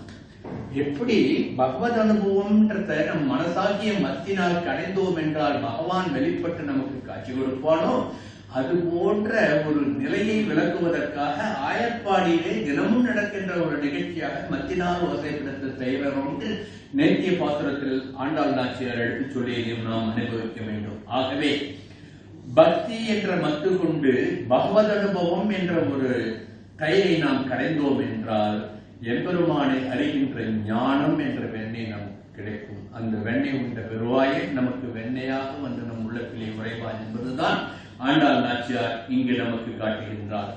பாவாய் எழுந்திராய் பாடிப்பறை கொண்டு என்று சொன்னது உரைக்க வல்லாக்கு வைகுந்தமாகும் தம் ஊரெல்லாம் என்று நம்மாழ்வார் திருவாய் மொழியிலே சொன்னது போன்று ஆடி ஆடி அகம் கடந்து நாடி நாடி நரசிங்கா என்று ஒரு சுற்று கண்ணீர் விட்டு எம்பெருமானை நாம் வணங்கினோம் என்றால் அவன் நிச்சயமாக நம் உள்ளத்திலே வந்து குடியேறுவான் என்பதைத்தான் இந்த பாசுரத்திலே சொல்லுகின்றார். ஆகவேதான் பெரியவர்கள் எல்லாம் என்ன சொல்றார்? பக்தி தான் வேணும், எனக்கு வேற எந்த செல்வமும் வேண்டாம் என்று கேட்கின்றார்கள். எம்பெருமானிடம் போய் வேண்டுகின்ற 4 விதமான பக்தர்கள் என்று பகவத்கீதையிலே எம்பெருமான் காட்டியதை சற்று முன் அனுபவித்தோம் அல்லவா? அதுல 4வது பக்தனாக நாம் மாற வேண்டும். எம்பெருமானே உன்னை எனக்குத்தான், என்னை நான் உனக்கு கொடுக்கின்றேன் என்று ஆத்ம சமர்ப்பணம் பண்ண வேண்டும். ஆகவேதான் சிரஞ்சீவியாக ஆஞ்சநேயர் இருக்காருன்னா என்ன காரணம்? எத்திர எத்திர ரகுநாத கீர்த்தனம் தத்திர தத்திர கதமஸ்த காஞ்சனம் பாஷ்பவாரி பரிபூர்ண ரோச்சனம் மாறுதேன் மகராட்சசாந்தகம் என்று எங்கெல்லாம் ராமநாமம் ஒலிக்கின்றதோ அங்குதான் நான் இருப்பேன். எனக்கு பரமபதமும் வேண்டாம், நீ என்னை கூட்டுட்டு போக வேண்டாம். ஸ்ரீராமபிரான் திருநாட்டுக்கு எழுந்து வைகுண்டத்துக்கு தன்னடி சோதிக்கு போன பொழுது என்ன பண்ணார்? அயோத்தியில் இருக்கின்ற புல் பூண்டுகள் உட்பட சராசரத்தில் இருக்கின்ற அத்தனை பேரையும் அழிச்சுட்டு போனாராம். ஆஞ்சநேயா நீ வரலையே கேட்டா, எனக்கு வேண்டாமா? அங்க வந்தன்னா ராமநாமம் சொல்ல முடியுமா? முடியாது. சதாபி சூரேகான்னு என்னுடைய திவ்ய ஸ்வரூபத்தை தரிசனம் பண்ணிட்டு இருக்கலாம். அது யாருக்கு வேணும்? எனக்கு வரவே வேண்டாம். எனக்கு வேண்டியதெல்லாம் ராமநாமம் என்று எங்கெல்லாம் ராமநாமம் ஒலிக்கின்றதோ அங்கெல்லாம் நான் இருப்பேன் என்று ஆஞ்சநேய சுவாமி இருப்பது போன்று ஆழ்வாரும் வேண்டுகின்றார். தொண்டரடைப்படி ஆழ்வார் என்ன கேட்கிறார்? பச்சை மாமலை போல் மேனி பவளவாய் தங்கச்செங்கன் அச்சுதா அமரவேரே ஆயலம் கொழுந்தேனும் இச்சுவை தவிர யான் போய் இந்திரலோகமானும் அச்சுவை வேணும் வேண்டேன். எனக்கு அது எதுவும் வேண்டாம். உன்னுடைய பேரை சொல்ல முடியுமா? உன்னுடைய திவ்ய தரிசனம் கிடைக்குமா? அச்சையில உன்னை தெரிவிக்க மாட்டோமா? அது இருந்தாலே எனக்கு போரிட்டு பரம வைராக்கியத்தோடு இருந்தார் அல்லவா? அது போன்று எம்பெருமானை நாம் உள்ளத்திலே கொள்ள வேண்டும் என்பதைத்தான் இந்த பாசுரத்திலே ஆண்டாள் நாச்சியார் எடுத்து சொல்லுகின்றார். பகவான் பேர் பாடுவதே இந்த பிறவியின் பயன் என்பதை இப்படி பல்விதமாக அனுபவிக்கின்றார்கள். திருவாய்மொழியிலே ஒரு பாசுரம் எடுத்து காட்டுகின்றேன். அகலில் அகலும் அணுகில் அணுகும் பகலும் அரியன் பொரு அல்லன் எம்மான் நிகரில் அவன் புகழ் பாடி இலைப்பெனும் பகலும் இரவும் படிந்து உடைந்தே என்று அல்லும் பகலும் அனவரதமும் அவன் திருநாமத்தை சொல்லுவதுதான் எங்களுடைய வாழ்வு, எங்களுடைய உய்வு என்று ஆழ்வார் காட்டிய வழியைத்தான் கீழ்ப்பாசுரத்திலே வாயினால் பாடி மனத்தினால் சிந்திக்க போய் பிழையும் பொருதருவான் என்று சொன்னால் அல்லவா? அதை இங்கு நாம் அனுபவிக்க வேண்டும். நாழிகைக்கு 10 நிமிஷத்துல முடிச்சிருந்த மாவாய் பிளந்தானை வல்லரை மாற்றிய தேவாதி தேவன். மாவாய் என்பதை 3 விதமா நம்ம அர்த்தம் எடுத்துக்கலாம். மா என்றால் கொக்கு என்று ஒரு அர்த்தம் உண்டு நம்மளுடைய தமிழிலே. கொக்கு என்ற ரூபத்திலே பகாசுரன் என்ற ஒரு அரக்கன் கிருஷ்ணன் ஆகிய குழந்தையை கொல்ல வருகின்றது கொக்கு ரூபத்திலே. அந்த கொக்காக வந்த பகாசுரனுடைய கூறிய அழகை பிளந்து மாய்த்தவன் என்பதனால் மாவாய் பிளந்தான் ஒரு அர்த்தம். திருநாமங்களை சொல்லிக்கொண்டு சத்தங்கத்திலே சேர்ந்து கொண்டு அவருடைய திருநாமங்களை காதார கேட்டு என்புறுகின்றீர்களே, என்னை சேவிக்க வந்திருக்கின்றீர்களே, வா என்று ஆராய்ந்து நீ நல்லவன் கெட்டவன் என்று அங்கு ஆராயவில்லை. பக்தி என்ற விசேஷம் உங்ககிட்ட இருக்கு, அது போலும் எனக்கு வா என்று ஆராய்ந்து கொடுப்பான். இங்கு சுவாமி தேசிகன் வேடிக்கையா ஒன்று சொல்லுவார். எம்பெருமான் நம்ம பார்க்கின்ற பொழுது நாம பண்ண பாவம் தான் முதல்ல ஒன்று இருக்கும். அப்படி பார்க்கும் பொழுது இந்த கண்ணால் அப்படியே எரிச்சிடுவான்னு பார்ப்பாராம். நீ என்ன எரிக்கிறது? நான் என்கிட்ட ஒரு பெரிய அஸ்திரம் இருக்கு, உங்ககிட்ட இருக்கிற அஸ்திரத்தோட என்ன அஸ்திரம்? அஞ்சலி அஸ்திரம். எம்பெருமானேன்னு ஒண்ணு நான் கையெடுத்து சேவிச்சிட்டேன்னா இந்த அஞ்சலி முத்திரையே நான் பண்ண பாவத்தையும் பகிர்ந்து நீ என் பேர்ல எவ்வளவு கோவப்பட்டாலும் அந்த உங்ககிட்டயும் திருப்பி அனுப்பிடுன்னு சொல்லுவாங்க. இதுக்கு மகாபாரதத்துல ஒரு கதை இருக்கு, அதெல்லாம் சொல்லணும்னா நாராயணாஸ்திரம் வந்த பொழுது என்ன பண்ண சொன்னார் கிருஷ்ணன்? எல்லாரும் கையில இருக்கிற ஆயுதத்தெல்லாம் கீழே போட்டுடுவோம். ஒரே வழி என்ன பண்ணணும்? நாராயணான்ட்டு எல்லாரும் கையெடுத்து சேவிங்கன்னு சொல்லி அந்த அஸ்திரம் திரும்பி போச்சு இல்லையா? இப்படி சொல்லிட்டே போலாம். சொல்றதுக்கு நாழிதான் இல்லையே தவிர விருத்தாந்தங்கள் நிறைய இருக்கின்றது. இப்படி பழைய அவதாரங்களை எல்லாம் எடுத்து வா என்று ஆராய்ந்து வந்துவிட்டாயே என் குழந்தையே என்று ஆராய்ந்து நமக்கு நல்ல அனுகிரகம் பண்ணுவதற்கு எம்பெருமான் காத்துக் கொண்டிருக்கின்றார். அப்படி நமக்கு வாரி வாரி கொடுக்கின்ற வல்லல்கிட்ட போய் எனக்கு காசு கொடு, பணம் கொடு, கார் கொடு, வீடு கொடு நான் கேட்கணும். எனக்கு என்ன வேணுமோ அது அவனுக்கு தெரியாதா? அவனுக்கு தெரியாதே நம்ம கேட்டு வாங்க போறோம். நிறைய ஒருத்தர்கிட்ட போயிட்டு யாத்திரம் கேட்க போறோம். அவன் நமக்கு 1000 ரூபாய் எடுத்து கொடுக்குறதுக்கு 10 ரூபாய் கொடுன்னு கேட்டா அல்பமா போயிட்டியா? அது மாதிரி தான் பகவானிடம் போய் இது கொடு அது கொடு என்பதை விட பகவானே உன்னையே எனக்கு கொடு என்று வேண்டி விட்டோம் என்றால் நாம் எல்லோரும் ஞானிகள். பகவான் நம்மகிட்டே வந்துட்டான்னா வேற என்ன வேணும்? திருத்தக்க செல்வம் ஆண்டாள் பின்னால பாசுரத்துல சொல்ல போறார். திருத்தக்க செல்வம் அதுதான்.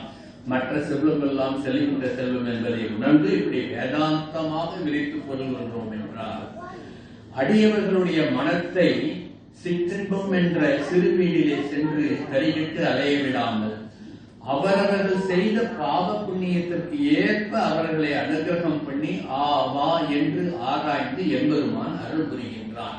அப்படிப்பட்ட தேவாதி தேவனை என்று நாம் சேவித்தால் அவாவென்று ஆராய்ந்து அருள் புரிவான் என்பது இந்த பாசுரத்தினுடைய விளக்கம். இதை விளக்கும் முகமாகத்தான் உயர்வர உயர்நலம் உடையவன் எவனவன் என்று திருவாய்மொழியுடைய முதல் பாசுரத்திலே அழைக்கின்றார். அகர உகார மகார சேர்க்கையை உயர்வர மயர்வர அயர்வர என்று மா என்ற ஆரம்பித்து ஓம் என்ற பிரணவநாதத்தை சொல்லி அந்த ஓம் என்ற பிரணவத்திற்கு யார் அதிபதி? அவன்தான் ஆதி நாராயணன், ஆதி மூலம் என்று எடுத்து காட்டினார் அல்லவா ஆழ்வார். அவன்தான் தேவாதி தேவன். அந்த தேவாதி தேவனை சென்று நாம் சேவித்தால் ஆவாவென்று ஆராய்ந்து அவன் அருள் புரிவான். ஆகவே அந்த அருள் பெறுவதற்காக பகவத்கீதையிலே எம்பெருமான் காட்டிய 4 விதமான பக்தர்களிலே 4வது பக்தர்களாக நாம் மாற வேண்டும் என்பதுதான் இங்கு தாற்பயம். அப்படி நாம் மாறிவிட்டோம் என்றால் நமக்கு அனைத்து பெருமைகளும் வந்துவிடும். ஆகவே நாம் கடிய நோன்பு நோக்க வேண்டாம், கடிய விரதங்கள் இருக்க வேண்டாம், உடலை வருத்திக் கொண்டு பலவிதமான எம்பெருமானுக்கு பிரீத்தி என்று நினைத்துக் கொண்டு எதுவும் செய்ய வேண்டாம். நோற்ற நோன்பிலே கர்மயோகம் எனக்கு வேண்டாம், நுண்ணறிவு ஒன்றிலே எனக்கு ஞான யோகம் என்று எதுவும் வேண்டாம். தெரியேன் பாலகனாய் பல தீமைகள் செய்துவிட்டேன், பல்வேறு பிறவியிலே பல்வேறு கஷ்டங்களை பல்வேறு கொடுமைகளை நான் செய்துவிட்டேன். அடியேன் அபராத சக்கரவர்த்தி என்று பகவானிடம் எப்படி சுவாமி நிகமாந்த மகாதேசிகன், நான் நீயோ கருணையுமே சக்கரவர்த்தி, நானோ அபராத சக்கரவர்த்தி, பாவங்களையே செய்கின்ற சக்கரவர்த்தி நான் என்று தன்னை எப்படி தாழ்த்திக் கொண்டு எம்பெருமானிடம் பணிவு பண்ணினாரோ அதுபோன்று நாம் பண்ணினோம் என்றால், சிறியேன் பாவியனாய் பல தீமைகள் செய்துவிட்டேன், பெரியேன் ஆயின பின்னும் பிறர்க்கே உழைப்பு ஏழையானேன், இப்படி பலவாறும் பல பிறவியிலும் பிழையே செய்து கொண்டிருந்த நான் ஆழ்வார் காட்டியது போன்று புகழொன்றுமில்லாடியேன் உன் அடிக்கீழ் அமர்ந்து புகுந்தேனே என்ற அந்த எம்பெருமானுடைய சரணாரவிந்தங்களின் கீழே அமர்ந்து புகுந்து அவன் திருவடிகளை நாம் பற்றிக் கொண்டு ஒளிவில் காலமெல்லாம் உடனாய் மணி இருந்து அவன் திருவடியிலே கைங்கரியம் என்ற பெரிய கைங்கரியத்தை செய்து கொண்டிருந்தோம் என்றால் அவன் ஆராய்ந்து நமக்கு அனைத்து செல்வங்களையும் வாரி வழங்குவான் என்பது ஆண்டாள் இந்த பாசுரத்திலே நமக்கு காட்டுகின்ற வழி என்பதை ஆராய்ந்து நம் உள்ளத்தில் கொள்வோம் என்று பிரார்த்தித்து, ஆண்டாள் காட்டிய மதுரகவியாழ்வார் காட்டிய அந்த தொல்வழியே நல்வழி என்பதை மீண்டும் உணர்ந்து நல்வழிக்கு செல்வோம் என்று பிரார்த்தனை பண்ணி அமைகின்றேன். ஆண்டாள் திருவடியிலே சரணம்.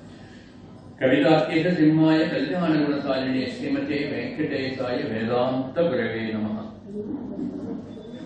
தேவாலய